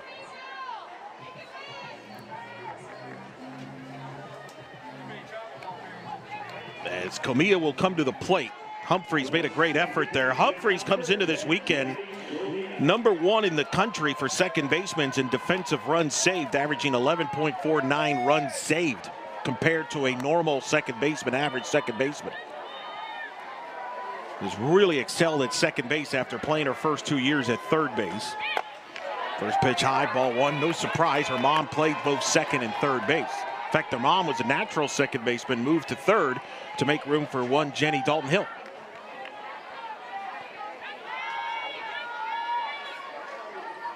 1-0 the count. It's a strike and it's a ball and a strike. Right now Cochran trying to get out of this jam. A couple of defenders too out of normal position here again with the injury to Aubrey Evans a couple innings ago. You got Kittleman at third. You got Jaimez that moved over to short. Ground ball to first. Griffin comes home for one. Throw to first. Not in time. Oh boy, that looked like it might have been a double header. Well, double play. We'll see if they challenge it. Yeah, Coach Beaumont's going to challenge it, and she is livid. Absolutely livid. Let's take a look here. Bang, bang play. Good job, too, knowing that the double play is on the line. Ashley Griffin gets rid of it quickly. Beth Damon fires over to Humphreys. UCF is challenging the call at first base. Wow. Good job, too, just knowing that they're going for two there, because I think in moments like that, it's Ashley Griffin knows that a double play is on the horizon, so she is quick over at first and immediately calls for the challenge. Coach Paul Malone, I pull in a little John Boy action here too. John Boy, wow. Yeah, okay. that's a great account if you're into lip reader. Samantha Ray got to know him well. Oh, really? A couple years ago, That's he lip awesome. read some stuff Samantha Ray said. I remember, yep. But anyway, go ahead as you were. Just the bang bang play at first. A good hustle. Not much you can do there, but UCF defense really stepped up. But Coach Bob Malone came out fired up. Just feels like things aren't going the way of her team right now, and some of it in their control, some of it out of their control. And she called for the challenge and said, yeah, we've got that one. It isn't out, so we're going to get the challenge. And I liked her excitement and passion, if you will. Yeah, probably felt there's been some calls not going her way over the last two nights. Probably contributed. The John Boy account, though, is a lot of fun to follow. I get lost in the page a lot of the times. What do you think? I think that one's definitely going to get overturned. Yeah, that to me, pretty clear overturn. But and I think by a step, too. I think that's what was so crazy. Yeah, I think that's why she was a little fired up. If this does get overturned, by the way, that would be the 21st double play that certainly, or the 20, excuse me, that would be the 47th career double play that Ashley Griffin is involved in. That's third most in UCF softball history. Shannon Doherty with 65, Brienne Javier at 62. Javier played from 06 to 09 on that one. And, you know, I did some research for you, Alex. It's our final broadcast of the year. I actually reached out to Florida State and their people, and I said, how many double plays was Alex Powers involved in? I found out 52 defensively. I said, is that a record? And they're like, we don't keep track of that stat as a record in the media guide record books.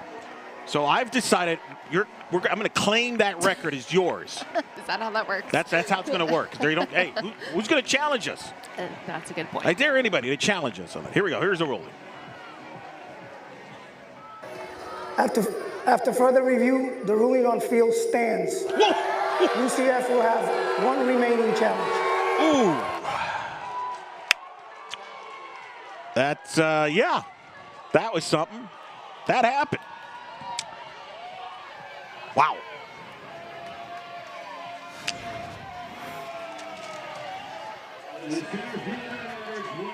Oh, wow. I think I'm pretty speechless on that one. Hey, I'm all for the right play, the right call being called, no matter who is out there on the field. I think that's the wrong call. First pitch to strike to Shoemaker. That's wild. Wild.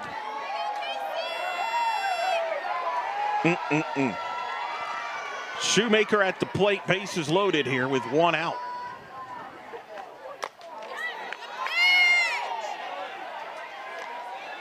No swing. Knights need a double play to get out of this inning right now.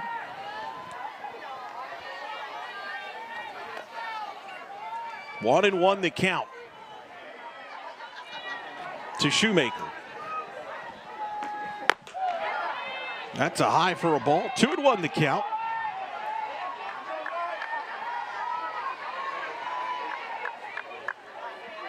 Two and one the count. Cochran.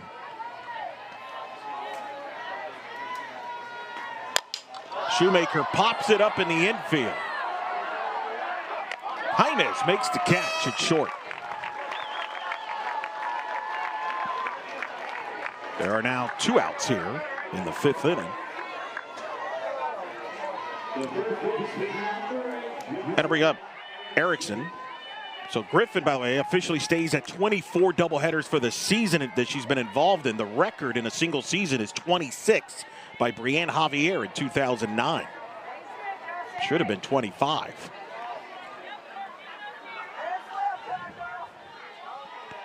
Still.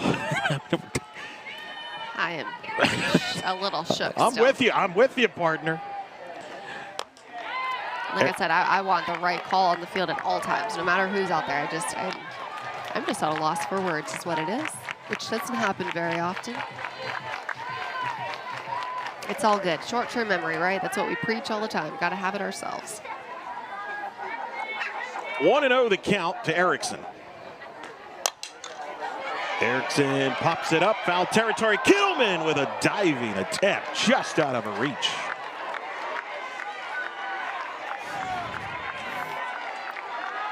Good effort here. Taylor Kittleman breaks down the line, just lays it all out for her team. Looks so smooth when she does it too, but moments like that, you see the hustle and the effort you have in the back of your mind. Like you're playing for, again, a bigger purpose, knowing one of your teammates a couple innings ago came out and you're just trying to go all out for her. Pitch missed outside, 2-1 the count.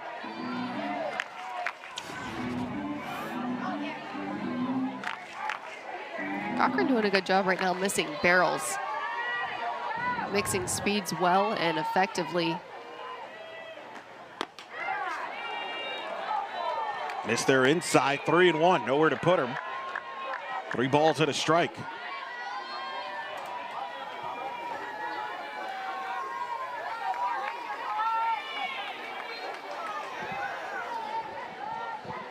Three-one pitch to Erickson. Takes the strike, and the count is full. 3-2 to Jocelyn Erickson, who comes in with 49 career home runs as a Gator. Her next home run would make her the 5th Florida Gator ever to hit 50 home runs in a career, joining Lauren Hager, Megan Bush, and Francesca Anea. Payoff pitch. Hits it to the first base. Nice play by Griffin. Will touch the bag at first to retire the side. Cochran gets out of the bases loaded jam without giving up a run. Gators, though, still up 6.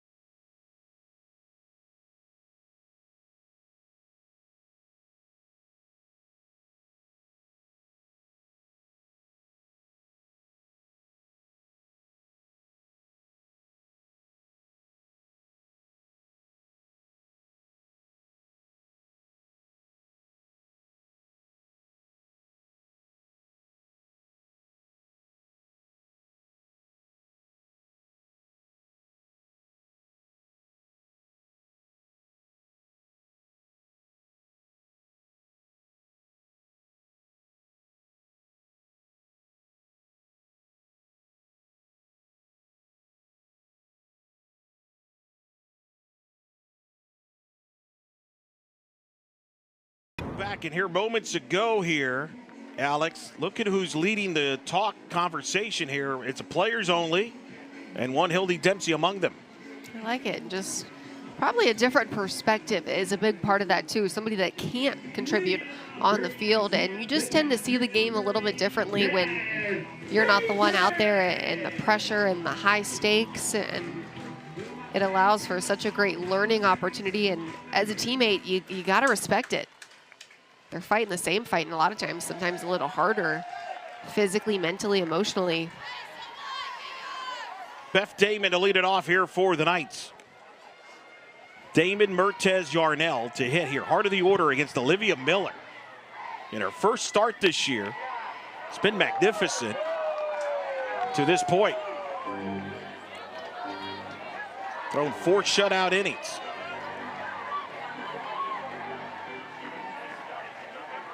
Played high school, of course, went to Bishop Moore, about 15-20 minutes away from here. Damon hits a high fly ball to left, but Thomas is there to make the catch. Townsend Thomas on the catch. One gone as Damon is retired.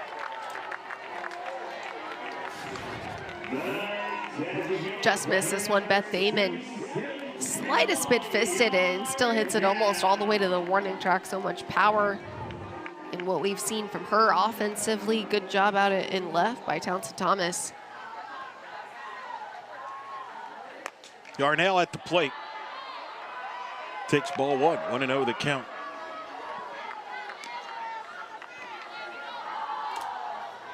Just missed to it, and that's what you want to see. Good signs of life late in the game. Good fight here from the offense. Not giving up yet. Swing and a miss. 1-1 the count. What's it like when it's a players only kind of a meeting, try to fire up your own teammates there? Is a swing and a miss there by Yarnell? Trying to keep my answer PG, just knowing that a lot of times what those conversations look like, at some point it kind of becomes that so what, like let's just go, right? Despite all odds, you know, maybe coach is saying something, maybe the opponents are doing something, but it's got to be about us and what we're focused on, what our goals are, and let the coaches fight the fight, let the other team be whoever, whatever they are, and let's just worry about ourselves. Sometimes some expletives might have been used in those conversations, maybe a joke cracked on occasion depending on the mood of the team. Got to keep it light out there. At the end of the day, again, it's not that serious. It is, but it's not. Ashley Griffin at the plate with 2 outs here in the 5th. Griffin lines it to right, foul. What's been working for Miller here? I think her ability to just work on both sides of the plate, I think that's been super effective. I think she's also mixing speeds well. She throws pretty firm. She's going to live it in the mid to upper 60s. So coming from the left side, that's just pretty good velo. And her ball's got good late life. It breaks down nicely on the bottom half of the zone.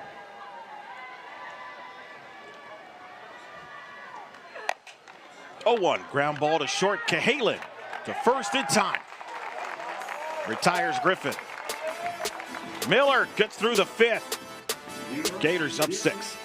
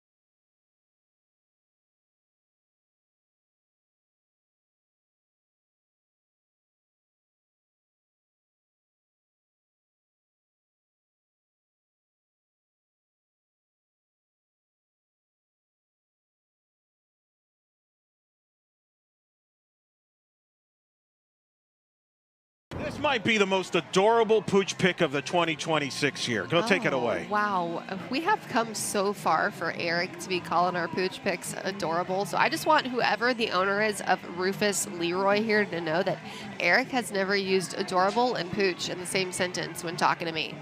And here's Mr. Walter saying a little go Gator, a couple of nice little dudes that we saw. You see what I did there? Dudes, doodles. I see that. Yep. All the floofs. We love them. Walter and Rufus. So cute. How do you not love a dog in a right there? It looked like by a lake or water? Yeah, it was like paddleboarding. Come on. What a good life. That's creativity there. Look at this, look at this, look at that. And Come on, Alex. his life vest as well. So handsome. Look at that. You would love that we dog. have come so far. Of course, Eric, I would love every dog. All it has to be is a dog.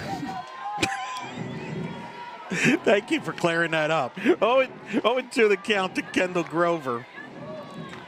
Kendall Grover to lead it off, followed by Thomas and Cahalan, heart of the order against Cochran.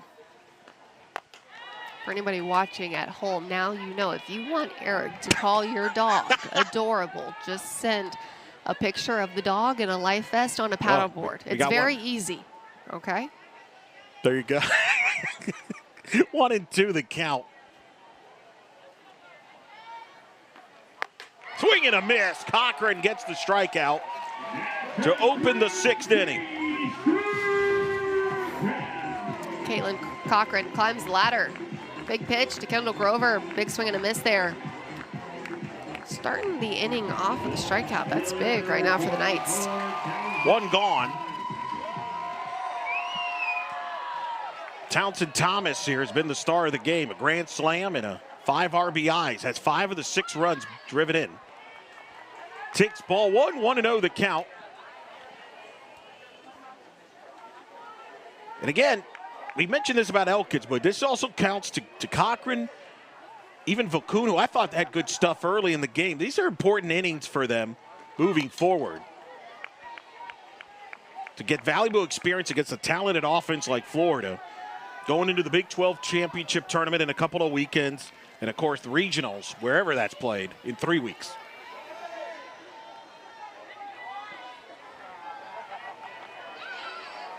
That's one of the pluses. You mentioned you like playing tough schedules. That's why you play the tough schedule, because you're going to learn something, win or lose, right? That's good teams always take something out of from the game. There's a bunt attempt, boy. Beautiful, vintage, executed bunt by Townsend Thomas, who's having a great night. Great hustle. You can hit the grand slam, and then you can lay down the bunt there. Just motors down the line. Townsend Thomas in the 4-hole, too, with the short game. Right now, the Gators looking to keep the pressure on the UCF defense. Speed is tough.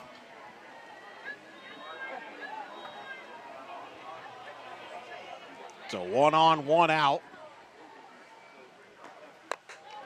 Cahalan takes the ball. Kenley Cahalan coming into this ball game second among shortstops at 4.65 wins above replacement, behind only Issa Torres of Florida State, who has a 6.1 wins above replacement.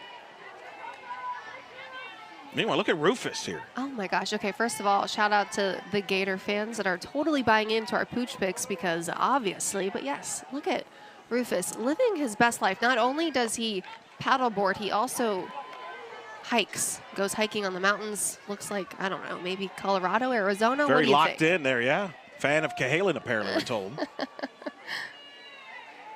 Good view. Look at that view. Look at that. Oh, look at that, right? Pooches in action.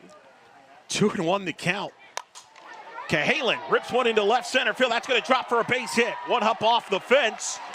Walton is going to hold Thomas at third. It's a double for Cahalan. And the Gators have second and third here with 1 out. Passing the bat right now, driving that one in the gap. Good piece of hitting there. The Gators offense just looking to be aggressive, and that's the thing. When you're hunting pitches like that, you have a tendency to get what you're looking for. You're ready, you're on time, you barrel it up nicely. If Florida could push 2 across, that would be big. Brown at the plate. 1 for 2 tonight, hitting with second and third, 1 out.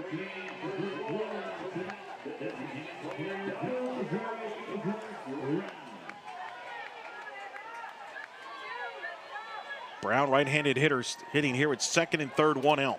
Cochran delivers. It's a strike. It's 0-1.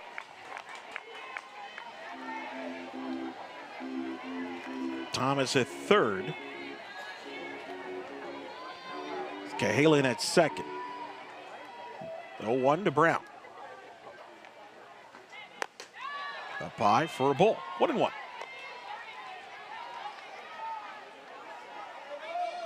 Got a good night for the kids. Packed house here at the Plex. Probably another close to record attended crowd. It was packed towards left and right field. Brown fouls it off into the stands despite the hour 15-minute delay. This game was originally scheduled for 6 Eastern. Starting now, it started at 7:15 Eastern.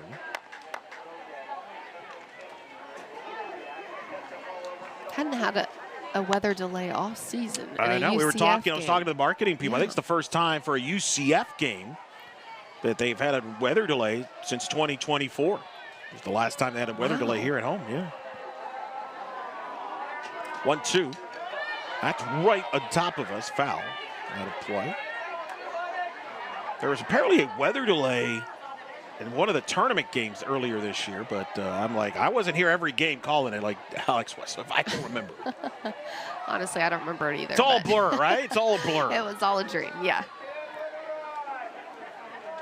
1-2 the count.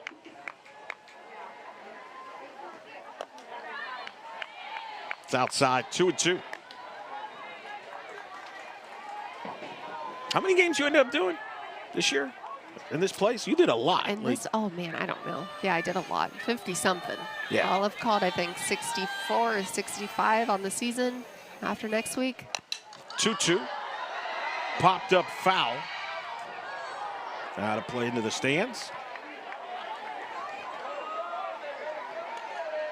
Let's see now. The old man. Oh, they're going to give it to the young girl who's going to hide it. She's going to hide the ball. Girl. She's been watching. Oh, she gave it back. Man. Now they're taking turns. It's a shame being honest. And there it is. Security. So I'm sorry. There you go. Dream killers. Dream killer. 2-2 the count. Ooh, did that hit her? Yeah, they're going to say it hit Ava Brown. That's the last thing Florida wants to see, is Brown gets hit by the pitch. Doesn't feel good, but Ava Brown is tough. Just going to shake it off, take her base. She's rallying right there.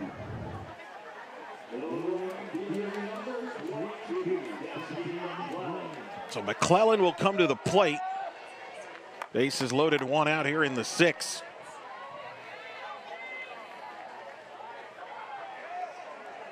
Cochran. Time call.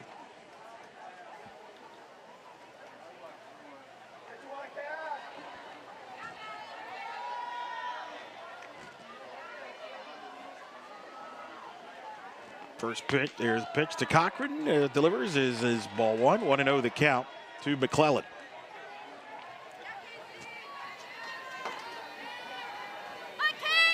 Macy Miles on the right, Jasenia Lopez on the left. Miles came in relief last night in Gainesville.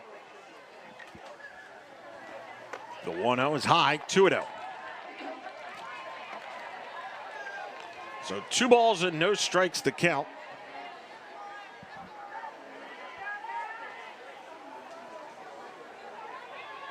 For Caitlin Cochran out of South Carolina. Delivers on the 2-0. It's 3-0. Not a bad pitch there for Cochran, just trying to fight and find the zone still. That one elevated just a little bit. I have to imagine that's the call. It's not off the plate.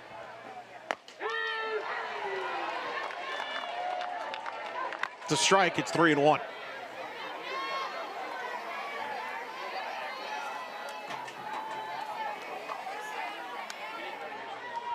Three balls and 1 strike to count. Swing and a miss. Cochran has worked or fought back here to get the count to full, 3-2. Mixing speeds. Caitlin Cochran just keeps the hitters guessing right now. A spin out of the hand, hard to pick up. Payoff pitch. That's hit to center, but it's playable as Ray will make the catch. Thomas will tag for the 3rd, and she'll score. It's a sacrifice fly, RBI, and Florida extends the lead to 7-0. 2 outs now in the inning with 1st and 2nd. Good job with the team run there for Cassidy McClellan. Just situational hitting is what the Gator offense has wanted to see the last couple of days. Good team at bats, taking yourself out of the situation and thinking about how you can help the team advance runners. McClellan does a good job on the sacrifice fly. So McClellan driving in the run. Meanwhile, Madison Walker will pinch hit here. Will hit in the 8th spot.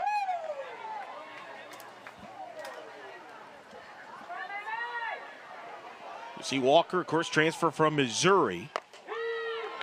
Takes a strike. So it 1 the count to Madison Walker.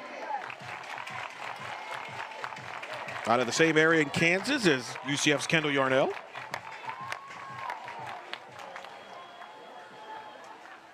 Oh, 1 from Cochran. Up high for a ball. 1-1 the count. There's Yarnell, both Kansas native, along with Madison Walker. Ball and a strike to count. Swing and a miss, 1-2. So Cochran here, strike away from getting out of this inning.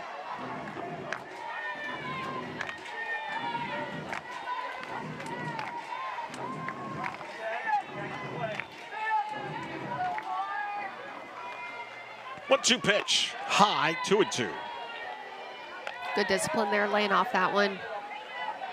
Cochran's had good success on pitches up in the zone. The rise ball again, the spinner out of the hand, different velocity. Gonna give that other look. 2-2 pitch, foul back. When you come in a pinch hit situation like Madison Walker, you're trying to be aggressive. You're trying to attack, and you're coming in with a purpose to swing the bat. So I think sometimes we do put a little pressure on ourselves to get something in motion here. 2-2 pitch. Muscles that one to center. Ray makes the catch, side retired. Gators add a run, lead it 7-0 through 5.5 here in Orlando.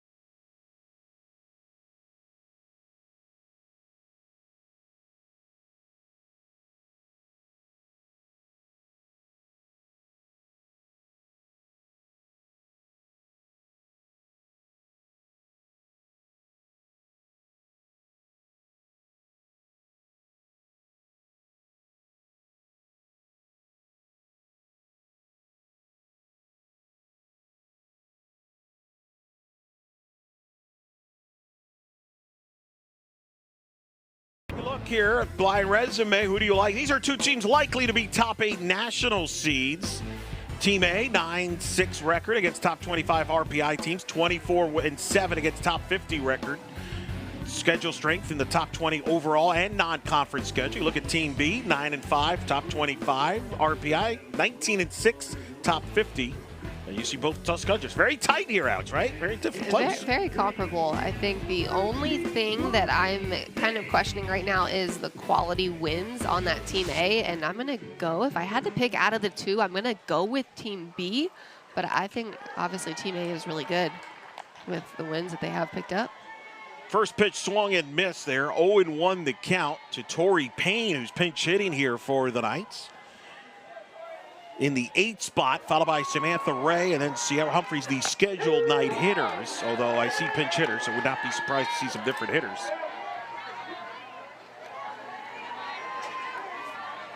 Here in the bottom of the 6th, freshman Payne out of Wellington, who got the win against North Florida on Wednesday night as a starter, strikes out looking. And boy, Olivia Miller continues to dazzle with the strikeout here to open the 6th. Olivia Miller looks good. Paints that pitch on the inside corner, just at the knees. You gotta take the bat off the shoulder on that one. And I think Florida pleasantly surprised with how well Miller has been doing. There is the answer. Oh, and you and I are on the same page. I actually this week had Nebraska seed higher than Florida. I like it. But they're close. I like this. It's obviously a game, but it's very insightful. How about that? Cheyenne Irvin's going to pinch hit, but you see all the different metrics that the committee looks at. I still want the committee to do the blind resume. I mean, we could try to go up the totem pole on that. Cheyenne Irvin to pitch it. All right, so let's say this. Let's say I put you in the committee chair. Oh, man. You're on the chair. What's a metric you would like a lot? Because I've talked to committee chair people now for the last 6 years on the podcast. And the thing I have learned is, and this is part of the frustration, but it's also, human. It's part of human beings being in the process on this, is that every year it seems like there's a metric they like more than the other that stands out, partly based on how to differentiate some teams. Some have liked schedule strength. Some have liked, for example, last year's committee liked the top 50 win percentage that really helped Oregon to host over Va-Tech. That was a polarizing decision on that one. So every year is different. There is no set guidelines. A lot of people think they just look at the RPI numbers.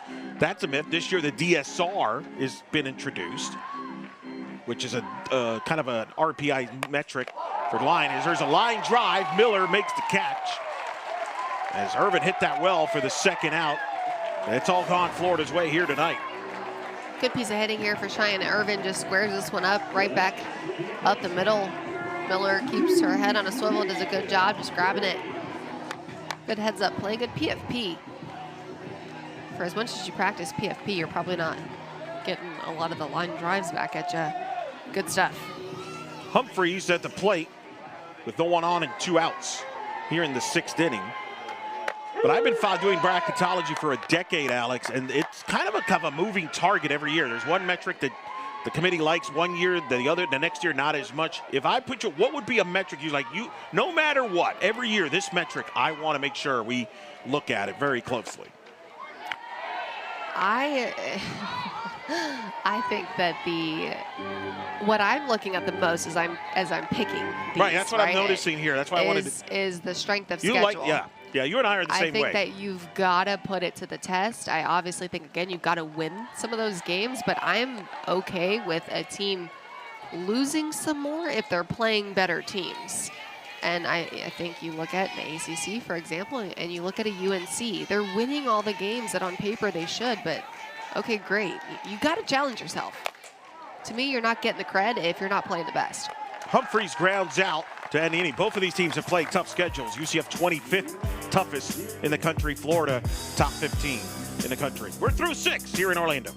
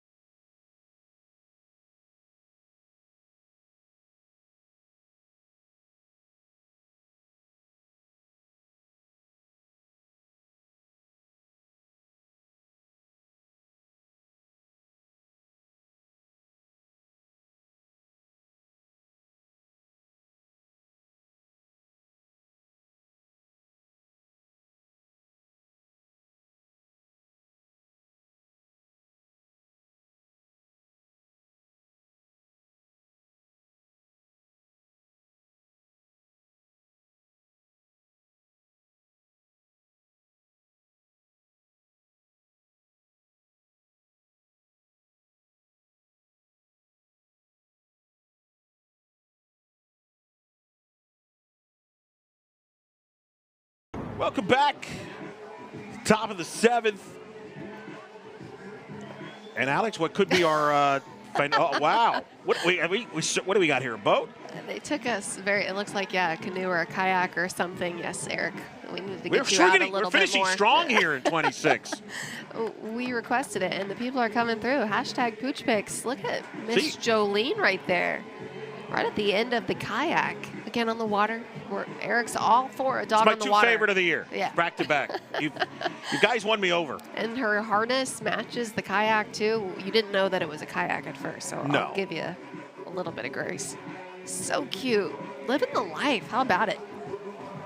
When I grow up, I want to be Rufus. I want to be Jolene. Tori Payne, the new Knights pitcher, coming in. She pinch hit in the last half inning. She will pitch here with Cheyenne Irvin catching here in the 7th inning.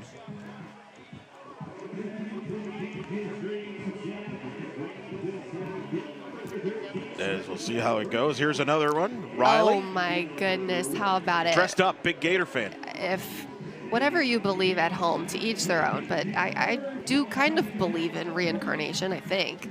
I want to come back as a Pooch, maybe Riley. What? I don't know. Are you sure? Can a Seminole come back as a Gator? I don't know, but if I do, I would take it.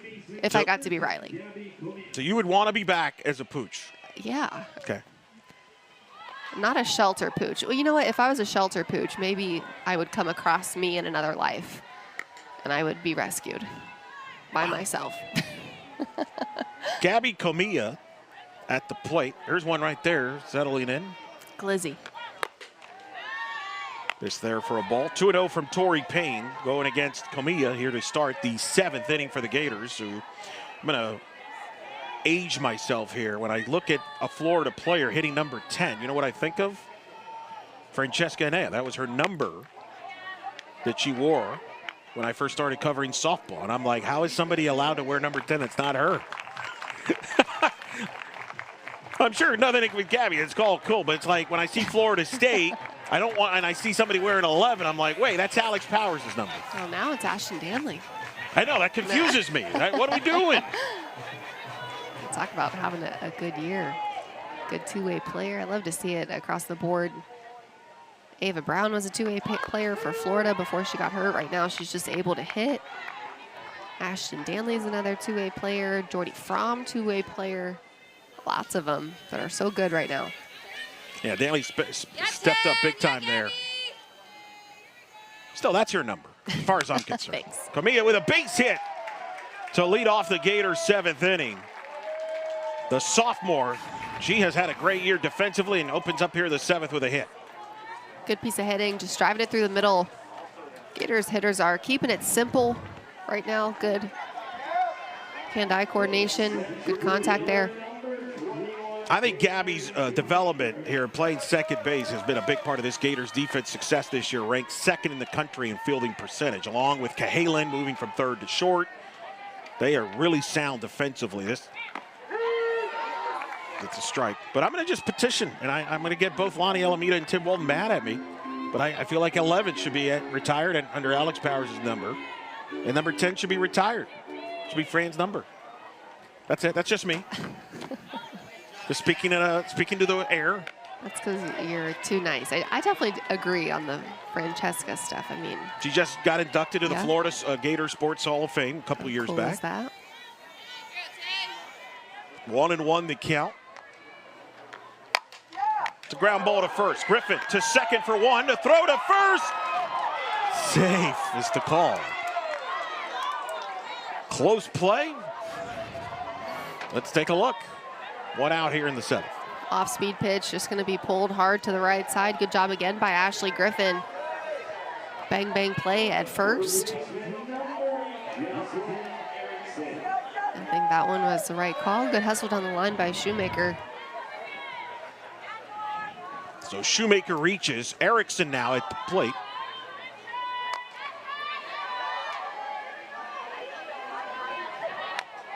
Are you for softball players? Some schools retire numbers, some don't. Florida's retired 3 numbers. Stacey Nelson being one of them. UCF does not, for example. Here's a pop-up as the catch is made with Coco Jaimes, and there's 2 outs here in the 7th. Would you retire numbers if you were a softball program? Yeah, absolutely. I think it's one of the highest honors. You talk about a body of work coming from a program of excellence, a school of excellence. I don't think, I guess as far as personal achievements go, it doesn't get much better than that. We just retired Lacey Waldrop and 13. Yep. Pretty amazing stuff. Well deserved. What she was able to do at her time in Tallahassee. Again, I don't think there is much that is more humbling and more of an honor than something like that. 1-0 the count to Grover, and it's 1-1 the count. Mentioned Francesca's in the Hall of Fame. There's some rain has started to pop up. Down the road, I expect you to be inducted at some point to the Florida State Hall of Fame, especially after tonight announcing that you own the record most double plays defensively by a Seminole that I have claimed for you. I claimed it for you. I'm going to add that to your, when I put in, like, I don't know who I got an email at Florida State for, like, nominations. I'm just going to put that down. You are wild. It is definitely made up. Do not believe what he says. I mean, you did get 52 double plays. There she is. 2-time All-American, future Hall of Famer. We're here having a good time. Hard to believe. Final broadcast, season 6. Wow. Has it been that long? Yeah. Time flies.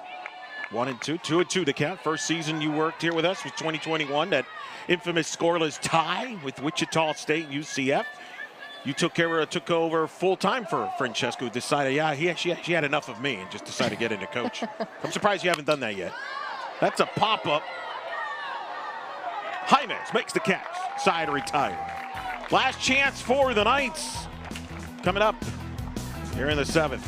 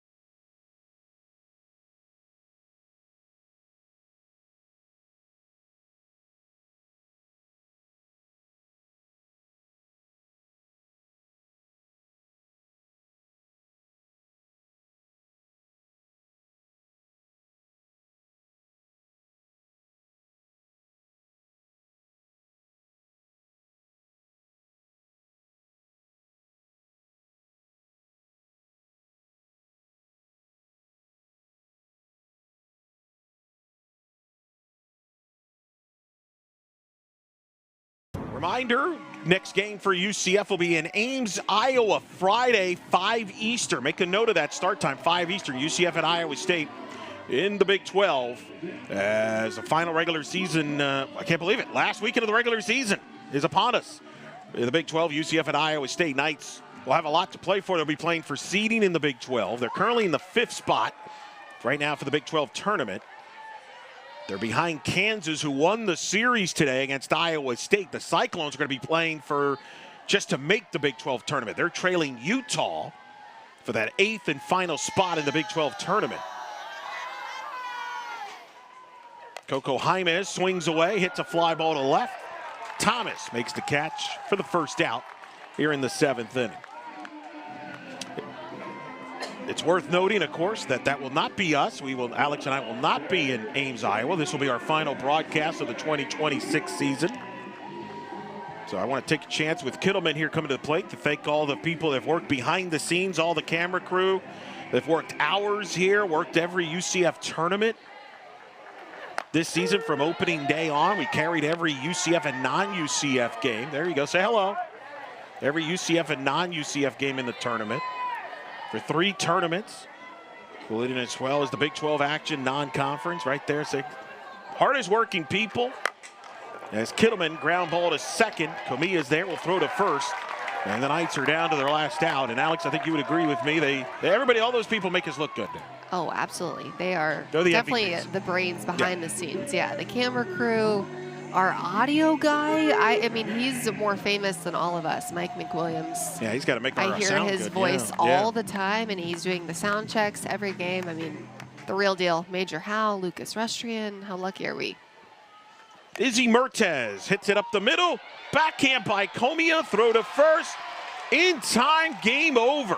And just like that, a fitting end as the Gators, just stellar defense, wins it over the UCF Knights tonight, 7-0 to final. The Gators ranked 5th in the country, 8th in the ESPN poll.